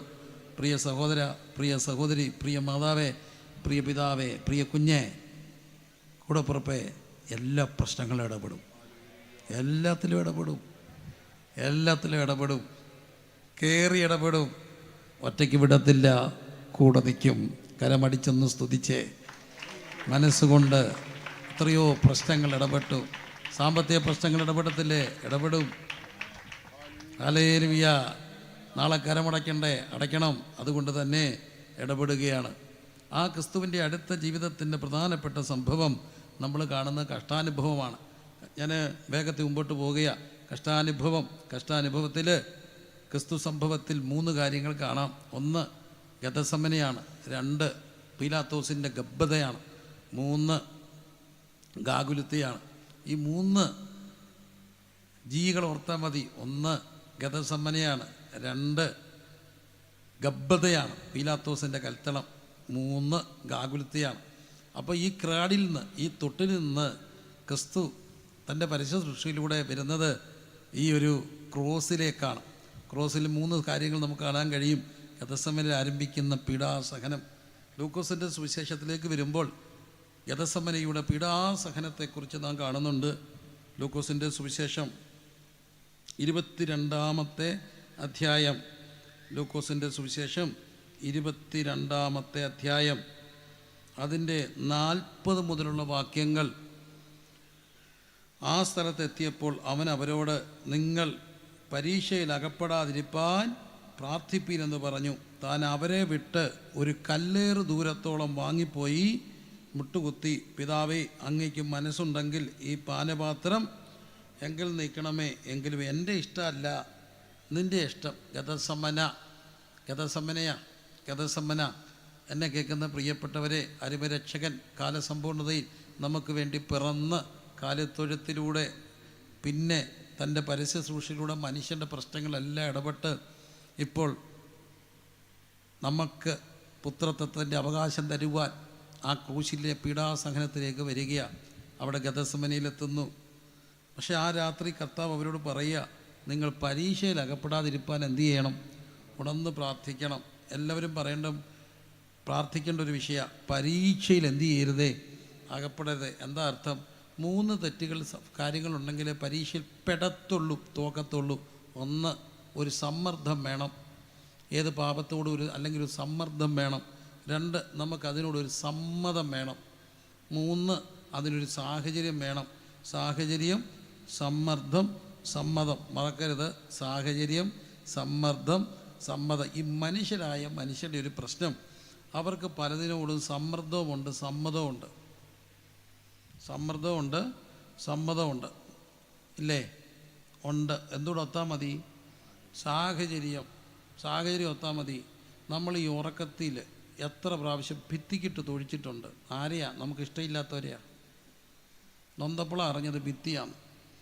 എൻ്റെ ഒരു കൂട്ടുകാരൻ, അവൻ്റെ ഭാര്യ പൂർണ്ണ ഗർഭിണിയാണ്. അവന് പിണക്കമുള്ള ഒരാളെ അവൻ സ്വപ്നത്തിൽ ചാപട്ടി മലത്തി മണ്ടക്കറിന്ന് തൊഴിച്ചു. പെണ്ണുമ്പിള്ളയുടെ വയറിന് ചത്തുപോയില്ലെന്നുള്ളൂ കൊച്ച്. കാരണം അവൻ തൊഴിച്ചത് അതിനെയാണ്. പാവം, സ്വപ്നത്തിലാണ്, വേറെ ആരൻ്റെ തൊഴിച്ചതാണ്. അപ്പോൾ നമുക്ക് ഈ സമ്മർദ്ദമുണ്ട്, സമ്മതമുണ്ട്. എന്തുകൂടെ ഒത്താൽ മതി? അതാണ് രക്ഷപ്പെടേണ്ടത്. അതുകൊണ്ട് കർത്താവ് പറഞ്ഞു, മക്കളെ വരുന്നുണ്ട് പരീക്ഷയിൽ അകപ്പെടാതിരിക്കാൻ ഉണർന്നിരുന്ന് എന്ത് ചെയ്യണം? പ്രാർത്ഥിക്കണം. ഞാൻ ചിലപ്പം ഫോൺ ചെയ്യും, കാലിച്ചിട്ടാ 2 പറഞ്ഞിട്ടേ ഉള്ളൂ. അങ്ങനെ ഉണ്ടൊരു കാര്യം.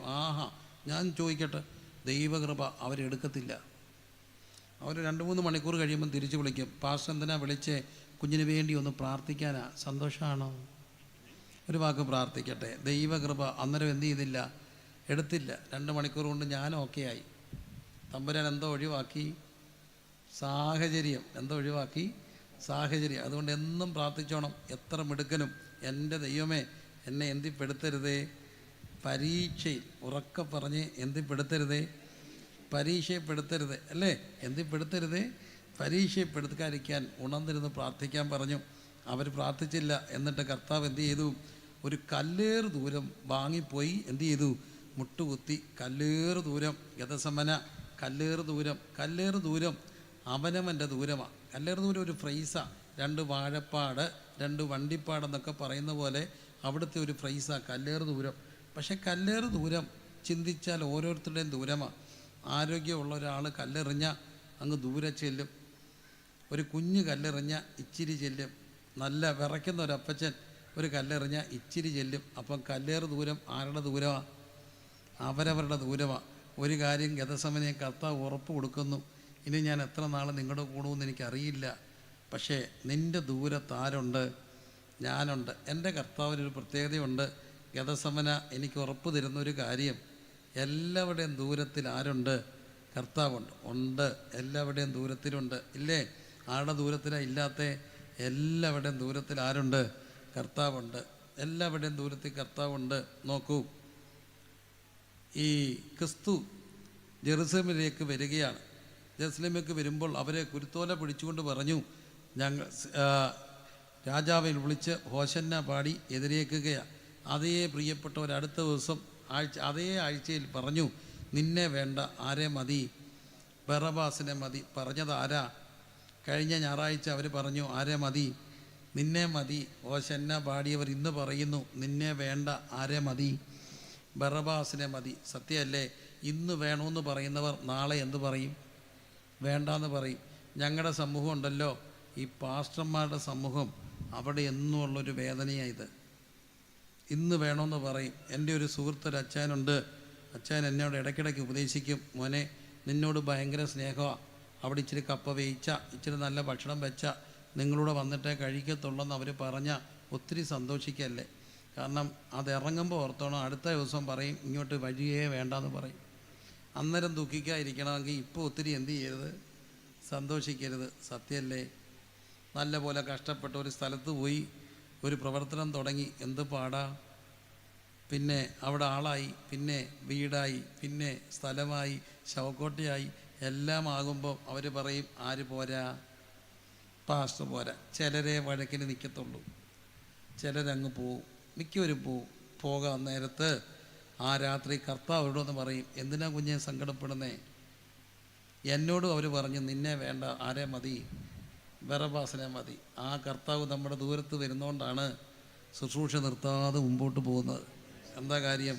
എൻ്റെ ഗുരു പറയും, എന്നോടും പറഞ്ഞതാ വേണ്ടാന്ന്, പിന്നെ നിനക്കെന്താ സങ്കടം? എത്ര രാത്രികളിൽ വേണ്ടാന്ന് പറഞ്ഞെടുത്ത് എൻ്റെ അടുക്കൽ കർത്താവ് പറഞ്ഞിട്ടുണ്ട്, എന്നെ നിനക്ക് വേണം, സങ്കടപ്പെടല്ലെന്ന്. കണ്ടോ?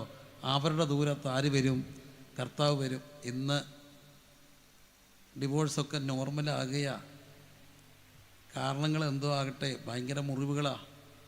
സ്നേഹിച്ച് കെട്ടിയവർ പേന കുത്തി കൈ കൊണ്ട് എഴുതി ഐ ലവ് യു എന്ന് എഴുതിയതിൽ ഇന്ന് വേണ്ടാന്ന് പറയുമ്പോൾ എന്തോ ചെയ്യും?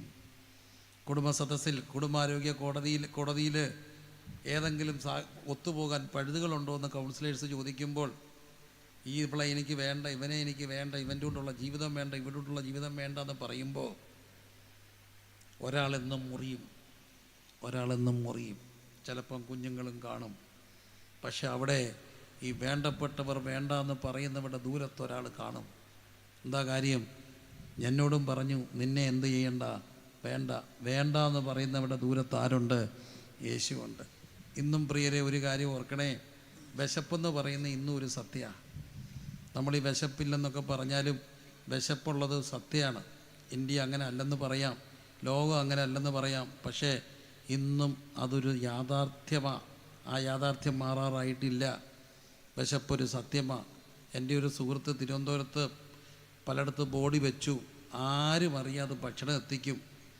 വിശക്കുന്നവർ വിളിക്കുക, വിളിച്ചതെല്ലാം വലിയ ആൾക്കാരെന്ന് അറിയപ്പെട്ടവരായിരുന്നു പണ്ട്.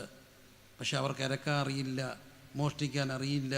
ആരും അറിയാതെ വിളിച്ചെടുത്ത് ഭക്ഷണം കൊണ്ട് എത്തിച്ചപ്പോൾ പഴയ വലിയ തറവാടുകൾ പട്ടിണിയൊക്കെ ഇന്നും ഒരു യാഥാർത്ഥ്യമാണ്. ഈ മനുഷ്യൻ്റെ വിശപ്പെന്നൊക്കെ പറയുന്നൊരു 10-30 വയസ്സിലേ ഉള്ളൂ. ഞാൻ ഇടലമ്പി തീറ്റ മത്സരത്തിൽ സമ്മാനം മേടിച്ചിട്ടുണ്ട് പലവട്ടം. 30 അടിയിൽ എങ്ങോട്ട് പോകുന്ന അറിയത്തില്ല. ഞങ്ങളുടെ മാസയോഗത്തിൻ്റെ തലേദിവസം ഒരു മത്സരം ഉണ്ടായിരുന്നു. കപ്പയും തലയും, അല്ലെ കപ്പ് എല്ലും. കുന്ന് 1, കുന്ന് 2, കുന്ന് 3 എന്ന് പറഞ്ഞ പോലെ ഞങ്ങൾ എല്ല് കൂട്ടുന്നേ. ഏറ്റവും കൂടുതൽ എല്ല് വരുന്നത് എൻ്റെ പാത്രത്തിലായിരുന്നു. കുന്ന് 1, കുന്ന് 2. ഒരു പ്രായ. ഇപ്പം നമ്മളതൊക്കെ കണ്ടാൽ വിറയ്ക്കും, കഴിക്കാൻ പാടാ. എൻ്റെ കൂടെ ഒത്തിരി പിള്ളേരുണ്ട് ഇപ്പോൾ, ഇച്ചിരി എന്നാലും ഉണ്ട്, ഒത്തിരി പിള്ളേരുണ്ട്. ഒരു സമയത്തൊക്കെ ഈ ഡി എഡിഷൻ ഒക്കെ 10-18 പിള്ളേരൊക്കെ ഉണ്ടായിരുന്നു. നല്ല പിള്ളേന്മാരെല്ലാം നല്ല ചുരു പിള്ളേരാണ്. ഇവരെ കൊണ്ടൊക്കെ രാത്രിയിലൊക്കെ പോയി നോട്ടീസൊക്കെ ഒട്ടിച്ച് കൺവെൻഷനൊക്കെ എടുക്കാൻ എന്ത് ശ്രമദാനമൊക്കെ പോയിട്ട് വരും. പറയാം അച്ഛാ ചെലവ് ചെയ്യണം. ചെലവ് ചെയ്യാൻ നിർത്തിയാൽ ഉണ്ടല്ലോ, ദോശ മേടിച്ച് കൊടുത്താൽ മതി. 20 ദോശ, 4 ഡബിൾ ഓംലെറ്റ്. എന്നിട്ട് പറയാം ഒരു സിംഗിളൂടെ പോകുമെന്ന്. നമ്മൾ മയങ്ങിപ്പോത്തില്ലേ? കാണാൻ നല്ല രസമാണ് ഇത് കഴിക്കുന്നത്. അത് അവർ കഴിക്കും. എപ്പോഴാണ്? ആ പ്രായത്തിലേ കഴിക്കത്തുള്ളൂ. ആ പ്രായത്തിൽ വെറും 30 വയസ്സേ ഉള്ളായിരുന്നു. ഒരു ചെറുപ്പക്കാരൻ ഉപവാസം ഇരുന്നു 40 ദിവസം. എൻ്റെ കൂടെ ഇപ്പോൾ ഒരാൾ 40 ദിവസം പച്ചവെള്ളം മാത്രം കുടിച്ച് ഉപവസിച്ച് നിർത്തിയതേ ഉള്ളൂ. 40 ദിവസം ഉപവാസം ഇരുന്നു. 40 ദിവസം ഉപവാസം ഇരുന്നാൽ പിന്നെ കഴിക്കത്തില്ല കേട്ടോ. തോന്നല വല്ലതും വിശക്കൊന്നും ഇല്ല. കുടലെല്ലാം അങ്ങ് ചുരുങ്ങും. പെട്ടെന്ന് വല്ല ബിരിയാണിയൊക്കെ കഴിച്ചാൽ മയങ്ങിപ്പോവും. പിന്നെ എന്തോ ചെയ്യണം? ചൂട് കഞ്ഞി വേവിച്ച് ഇച്ചിരി കുടിക്കും, കുടൽ വികസിക്കണം. പക്ഷേ ഈ 30-കാരൻ ഉപവസിച്ച് കഴിഞ്ഞപ്പം കഞ്ഞി കൊടുക്കാൻ അവിടെ ഒരു അമ്മച്ചി ഇല്ലായിരുന്നു. നാരങ്ങാ വെള്ളം കൊടുത്ത് അവസാനിപ്പിക്കാൻ ഒരു നേതാവും ഇല്ലായിരുന്നു. പിശാച് വന്ന് പറഞ്ഞ് കല്ലുകൊണ്ട് അപ്പം ഉണ്ടാക്കാൻ. കഞ്ഞി ഇന്നാൽ ദഹിക്കത്തില്ല, പിന്നെ കല്ല് ഇന്നാൽ ദഹിക്കുമോ? അതുകൊണ്ട് ഇന്നും വിശന്നവൻ്റെ ദൂരത്ത് ഒരാൾ കാണും, അപ്പമായി വരും യേശു. വിശന്നവൻ്റെ ദൂരത്ത് അവൻ കാണും. കാണത്തില്ലേ? കാണും. കല്ലേറ് ദൂരത്ത് ക്രിസ്തുവുണ്ട്. എന്നെ കേൾക്കുന്ന പ്രിയപ്പെട്ടവരെ, പണമില്ലാത്തവൻ പിണമെന്ന് പറയും. ദീപസ്തംഭം മഹാശ്ചര്യം, എനിക്കും വേണം പണമാണ് എല്ലാം നിയന്ത്രിക്കുക. പണമില്ലാത്തവൻ എന്താ? അവൻ എല്ലായിടത്തും ഒറ്റപ്പെടും. പണമില്ലാത്തവൻ ചോദിച്ചാൽ ആരും കടം പോലും കൊടുക്കാൻ മടിക്കും. പക്ഷെ ഇവിടെ നാളെ കരമടയ്ക്കേണ്ടെന്ന് ചോദിച്ചപ്പോൾ അടയ്ക്കാൻ പൈസയില്ല, അതുകൊണ്ട് നീ പോയിട്ട് ചൂണ്ടയിട്, അതിൻ്റെ വായിൽ ചതുരത്തിലമ്മ പണം വരും, അതെടുത്ത് എൻ്റെയും നിൻ്റെയും കരമടയ്ക്കാൻ പറഞ്ഞ ഗുരു. ഒരു കാര്യം ഓർത്തോണേ, പണമില്ലാത്തവൻ്റെ ദൂരത്ത് അവനുണ്ട്, പണമില്ലാത്തവൻ്റെ ദൂരത്ത് അവനുണ്ട്. എന്താ കാര്യം? അതിൻ്റെ ബുദ്ധിമുട്ടുകൾ കർത്താവിനറിയാം. നല്ല സൗന്ദര്യമൊക്കെ ഉണ്ടായിരുന്നവർ പെട്ടെന്ന് വിരൂപരായി പോയാൽ, സ്വന്തം ഭാര്യയ്ക്ക് അഴകാർന്ന മുടി ഉണ്ടായിരുന്ന അവരുടെ ഏറ്റവും വലിയ സന്തോഷം കുളിപ്പിലൊക്കെ ഇട്ട് നല്ല മുടിയുള്ള ഭാര്യയും കൊണ്ട് ബുള്ളറ്റിൽ ഇങ്ങനെ പതുക്കെ പോകുന്നതായിരുന്നു അയാളുടെ ഏറ്റവും വലിയ സന്തോഷം. പക്ഷേ ഒരു ദിവസം ഒരു ബയോപ്സി, തടിപ്പ്, RCC, കീമോ തിരിച്ചു വന്നപ്പം മുടിയില്ല. ആദ്യം ചെയ്ത് ബുള്ളറ്റ് എടുത്ത് വിൽക്കുക. ഇനി എന്തിന് ബുള്ളറ്റ്? മുടിയില്ലാത്ത ഭാര്യയും കൊണ്ട് എവിടെ പോകാൻ? സോറിയാസിസ് വന്ന് വല്ലാതെ ബുദ്ധിമുട്ടിയ ഒരു കുഞ്ഞ്, അവൻ്റെ ദേഹത്തെല്ലാം ഇങ്ങനെ പരള പോലെ പൊങ്ങും. ഞാനൊരു സദസ്സിൽ ഒരു ഡിന്നർ നടക്കുക, ഇവിടെ ഈ കുഞ്ഞിരിപ്പുണ്ട്. പക്ഷെ ആ കുഞ്ഞിനെ ചൊറിഞ്ഞപ്പോൾ അവനിങ്ങനെ ചൊറിഞ്ഞു, അവൻ്റെ ദേഹത്തുനിന്ന് ഇങ്ങനെ പരള പോലെ പറന്നപ്പോൾ അവൻ്റെ അപ്പൻ അവനെ കോറിഡോറിലോട്ട് വലിച്ചുകൊണ്ട് പോയി നല്ല പിച്ചു കൊടുക്കുന്നു. കാരണം എല്ലാവരും അവനെ നോക്കിയില്ലേ, ആ കുഞ്ഞെന്ത് പിഴച്ചു. പക്ഷേ ഈ വിരൂപപ്പെട്ടു പോകുമ്പോൾ കീമോ ഒക്കെ എടുത്ത് മുടിയൊക്കെ പോയവരോട് ഞാൻ പറഞ്ഞിട്ടുണ്ട്, കല്യാണത്തിന് പോവാം, നടക്കാൻ പോവാം, യോഗത്തിന് പോവാം, ഇങ്ങനെ ഇരിക്കരുത്, എന്നെ ഇങ്ങനെ ആരും കാണണ്ട, എനിക്ക് ആരുടെയും സഹതാപവും വേണ്ട. പക്ഷെ അവർ കണ്ണാടി ചെന്ന് നോക്കുമ്പം അവിടെ ഒരാളെ കാണാം, എന്തൊരു സുന്ദരനായിരുന്നു, വെണ്മയും ചുമപ്പും. പക്ഷേ ഗതസമന, ഗബ്ബത, ഗാകുലിത്ത, വീണും എഴുന്നേറ്റും പോയപ്പോൾ പലപ്പോഴും മുഖം അടിച്ചു വീണു, മുഖത്തുനിന്നവർ രോമം പിഴുതെടുത്തു. ഇന്നവനെ കണ്ടാൽ ആളറിയത്തില്ലാത്ത പോലെ വിരൂപനായി വൈരൂപപ്പെട്ടു പോയ മനുഷ്യരുടെ ദൂരത്തിൽ ഒരാളുണ്ട്, ക്രിസ്തു. എനിക്കറിയാവുന്ന കർത്താവ് എല്ലാവരുടെയും ദൂരത്തുണ്ട്. പക്ഷെ ഈ ദൂരത്ത് നിൽക്കുന്ന കർത്താവിനൊരു പ്രത്യേകതയുണ്ട് പ്രിയരെ. ഹൃദയം നുറുങ്ങിയവർക്ക് യഹോവ സമീപസ്ഥൻ, മനസ്സ് തകർന്നവരെ അവൻ രക്ഷിക്കും. കല്ലേറ് ദൂരത്തുള്ള കർത്താവ് ഹൃദയം നുറുങ്ങുമ്പോൾ ഇങ്ങ് അടുത്തു വരും. ഈ രാത്രി ഇടപെടുന്ന കർത്താവ്, കല്ലേറ് ദൂരത്തുള്ള കർത്താവ് എനിക്കും നിങ്ങൾക്കും വേണ്ടി ഈ രാത്രി ഇവിടെ വന്നിട്ടുണ്ട്. ഈ ദേശത്തുള്ള പ്രിയപ്പെട്ടവരെ, ഈ രാത്രി എനിക്ക് പ്രസംഗിക്കാൻ ഒറ്റയാളേ ഉള്ളൂ. ഞാൻ കണ്ടൊരു കർത്താവ് കല്ലേറ് ദൂരത്തുണ്ടായിരുന്നു. പക്ഷേ എപ്പോഴെല്ലാം എൻ്റെ ഹൃദയം നുറുങ്ങിയിട്ടുണ്ടോ അവൻ എൻ്റെ അടുത്ത് വരും. കുരിശും നിജത്തോളിലെടു തൊരുവൻ ഗിരിമേ കയറി പോകുന്ന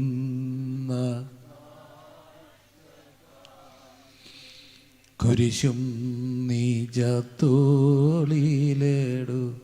തൊരുവൻ ഗിരിമേ കയറി പോകുന്ന സത്ര ഉടമ പറയുക സ്ഥലമില്ല. പക്ഷെ കന്നുകാലികൾ പറഞ്ഞു ഞങ്ങൾ മാറിയും തിരിഞ്ഞ് നിൽക്കാം, ഇവിടെ കിടക്ക്. ആട്ടിയുടെ വരെ അവിടെ വന്നു കിടക്കുന്ന വിദ്വാൻമാർ വന്നു. പക്ഷെ ഹെരോദാവ് പറഞ്ഞു കൊല്ലാം. നാടകത്തിലെ ബുദ്ധിവൈകല്യമുള്ള വാലസ് പറയുന്നു, എൻ്റെ വീട്ടിലിടമുണ്ട്. ഇടം കിട്ടാതെ പോയ ഒരുവൻ എന്തിനാ വന്നേ? അവനീശസുധൻ മാകി മോന്നതന അവനീശ്വരനിൽ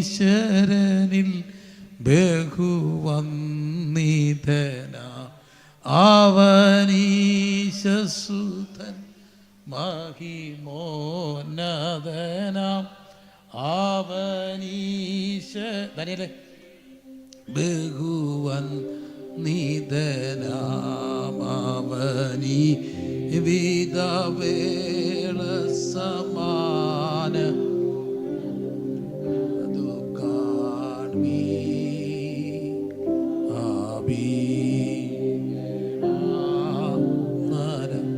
ഈ രാത്രി ഞാൻ പറയുന്ന ഈ കർത്താവ്, ഞാൻ ഈ ദേശത്തിന് പരിചയപ്പെടുത്തിയ കർത്താവ് നിങ്ങൾക്ക് അന്യനല്ല. പക്ഷെ പറഞ്ഞതെല്ലാം ഹൃദയത്തിൽ നിന്നാണ് പറഞ്ഞേ. എൻ്റെ പ്രശ്നത്തിൽ ഇടപെട്ട കർത്താവ്. എൻ്റെ അമ്മച്ചിക്ക് ക്യാൻസർ ആയപ്പോൾ എൻ്റെ വീട്ടിൽ വന്ന കർത്താവ്, എൻ്റെ സകല പ്രശ്നങ്ങളിലും ഇടപെട്ട കർത്താവ്. ഇന്നും മനുഷ്യൻ്റെ പ്രശ്നങ്ങളിൽ ഇടപെടുന്ന കർത്താവ്. ഗതസമനയിൽ കല്ലേറ് ദൂരത്ത് വാങ്ങിപ്പോയി പ്രാർത്ഥിച്ച കർത്താവ്. ഹൃദയം നുറുങ്ങുമ്പോൾ അടുത്ത് വരുന്ന കർത്താവ് ഇവിടെ വന്നിട്ടുണ്ട്. കുഞ്ഞുങ്ങൾക്ക് മുതൽ വലിയവർക്ക് വരെ തൊടാവുന്ന ഒരു പാകത്തിൽ, കുഞ്ഞുങ്ങൾക്ക് മുതൽ വലിയവർക്ക് വരെ സ്പർശിക്കാവുന്ന പാകത്തിൽ, ദൂരത്തിൽ എൻ്റെ കർത്താവ് വന്നിട്ടുണ്ട്. ഉറപ്പാ. കാരണം അങ്ങ് പറഞ്ഞു, 2-3 പേർ എൻ്റെ നാമത്തിൽ എവിടെ കൂടിയാലും ഞാൻ അവരുടെ നടുവിൽ കാണും. ആ യേശു ഇന്ന് രാത്രി ഇവിടെ വന്നിട്ടുണ്ട്. എൻ്റെ പ്രശ്നത്തെ ഇടപെടണമേ. ഞാൻ ആ ബാലസിനെ പോലെ പറയുന്നു, ഇന്ന് രാത്രി എൻ്റെ വീട്ടിലിടവുണ്ട് കർത്താവേ, എൻ്റെ ഹൃദയത്തിലിടവുണ്ട്. കുറച്ചുകൂടെ വിശാലപ്പെട്ട ഒരിടം അങ്ങയ്ക്ക് വേണ്ടി ഒരുക്കാൻ ഞാൻ തയ്യാറാണ്. എൻ്റെ പ്രശ്നത്തെ ഒന്ന് ഇടപെടണേ, എൻ്റെ ജീവിതത്തിൻ്റെ പ്രശ്നങ്ങളിലൊന്ന് ഇടപെടണമേ. അങ്ങനെ ആഗ്രഹിക്കുന്ന, അങ്ങനെ പ്രാർത്ഥിക്കുന്ന എല്ലാ പ്രിയപ്പെട്ടവരും ഒരു നിമിഷം ദൈവസന്നിധിയിൽ ഒന്ന് എഴുന്നേറ്റ് നിൽക്കാമേ. ഈ രാത്രി എൻ്റെ ഈ പ്രശ്നത്തെ ഒന്ന് ഇടപെടണമേ.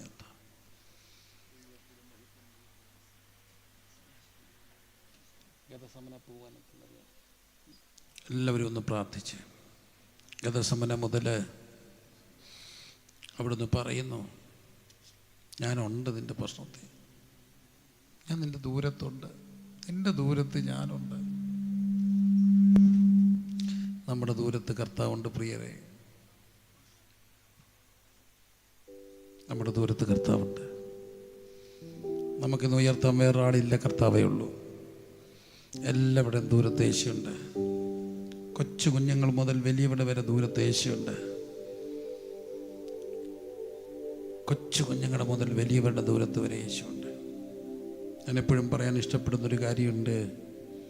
ഗതസമനയിലേക്ക് വരുന്നതിന് മുമ്പ് ജെറുസലേമിലേക്ക് കർത്താവ് വരുമ്പോൾ കഴുതപ്പുറത്താണ് വന്നേ. ഞാൻ പലപ്പോഴും എൻ്റെ കർത്താവിനോട് ചോദിച്ചിട്ടുണ്ട്, എന്തിനാ കഴുതപ്പുറത്ത് വന്നേ? കർത്താവ് പറഞ്ഞ മറുപടി, ഞാൻ കുതിരപ്പുറത്താണ് വന്നിരുന്നെങ്കിൽ കുതിര പതുക്കെ പോകുമ്പോൾ 30 എത്തണേ ഓടണം. അപ്പം കുതിര ഓടിയാലോ? കുതിര ഓടിയാൽ തളർന്നു പോയവരെങ്ങനെ ഓടിയെത്തും? കുതിര ഓടിയാൽ ക്ഷീണിച്ചവരെങ്ങനെ എത്തും? ഇത് മിടുക്കരുടെ ലോകമാണ്. എല്ലാവരും എപ്ലസുകാരാ, എല്ലാവരും മിടുക്കരാ. പക്ഷേ ഇതിനിടയ്ക്ക് ഇച്ചിരി സ്ലോയായി പോയവരുണ്ട്. അവരുടെ ദൂരത്തും ഒരാളുണ്ട്, പതുക്കെ വരുന്ന യേശു. അവൻ പിൻപനെ മുൻപനാക്കാൻ, ജ്ഞാനികളെ രചിപ്പിപ്പാൻ, പോഷത്വമായി തിരഞ്ഞെടുക്കാൻ ക്രിസ്തു അവരുടെ ദൂരത്തുണ്ട്. കണ്ണടച്ച് പ്രാർത്ഥിച്ച് എല്ലാവരും പൂർണ്ണ ഏകാഗ്രതയിൽ സകല ജീവിത പ്രശ്നങ്ങളെയും ദൈവസന്നിധിയിലേക്ക് സമർപ്പിച്ചുകൊണ്ട്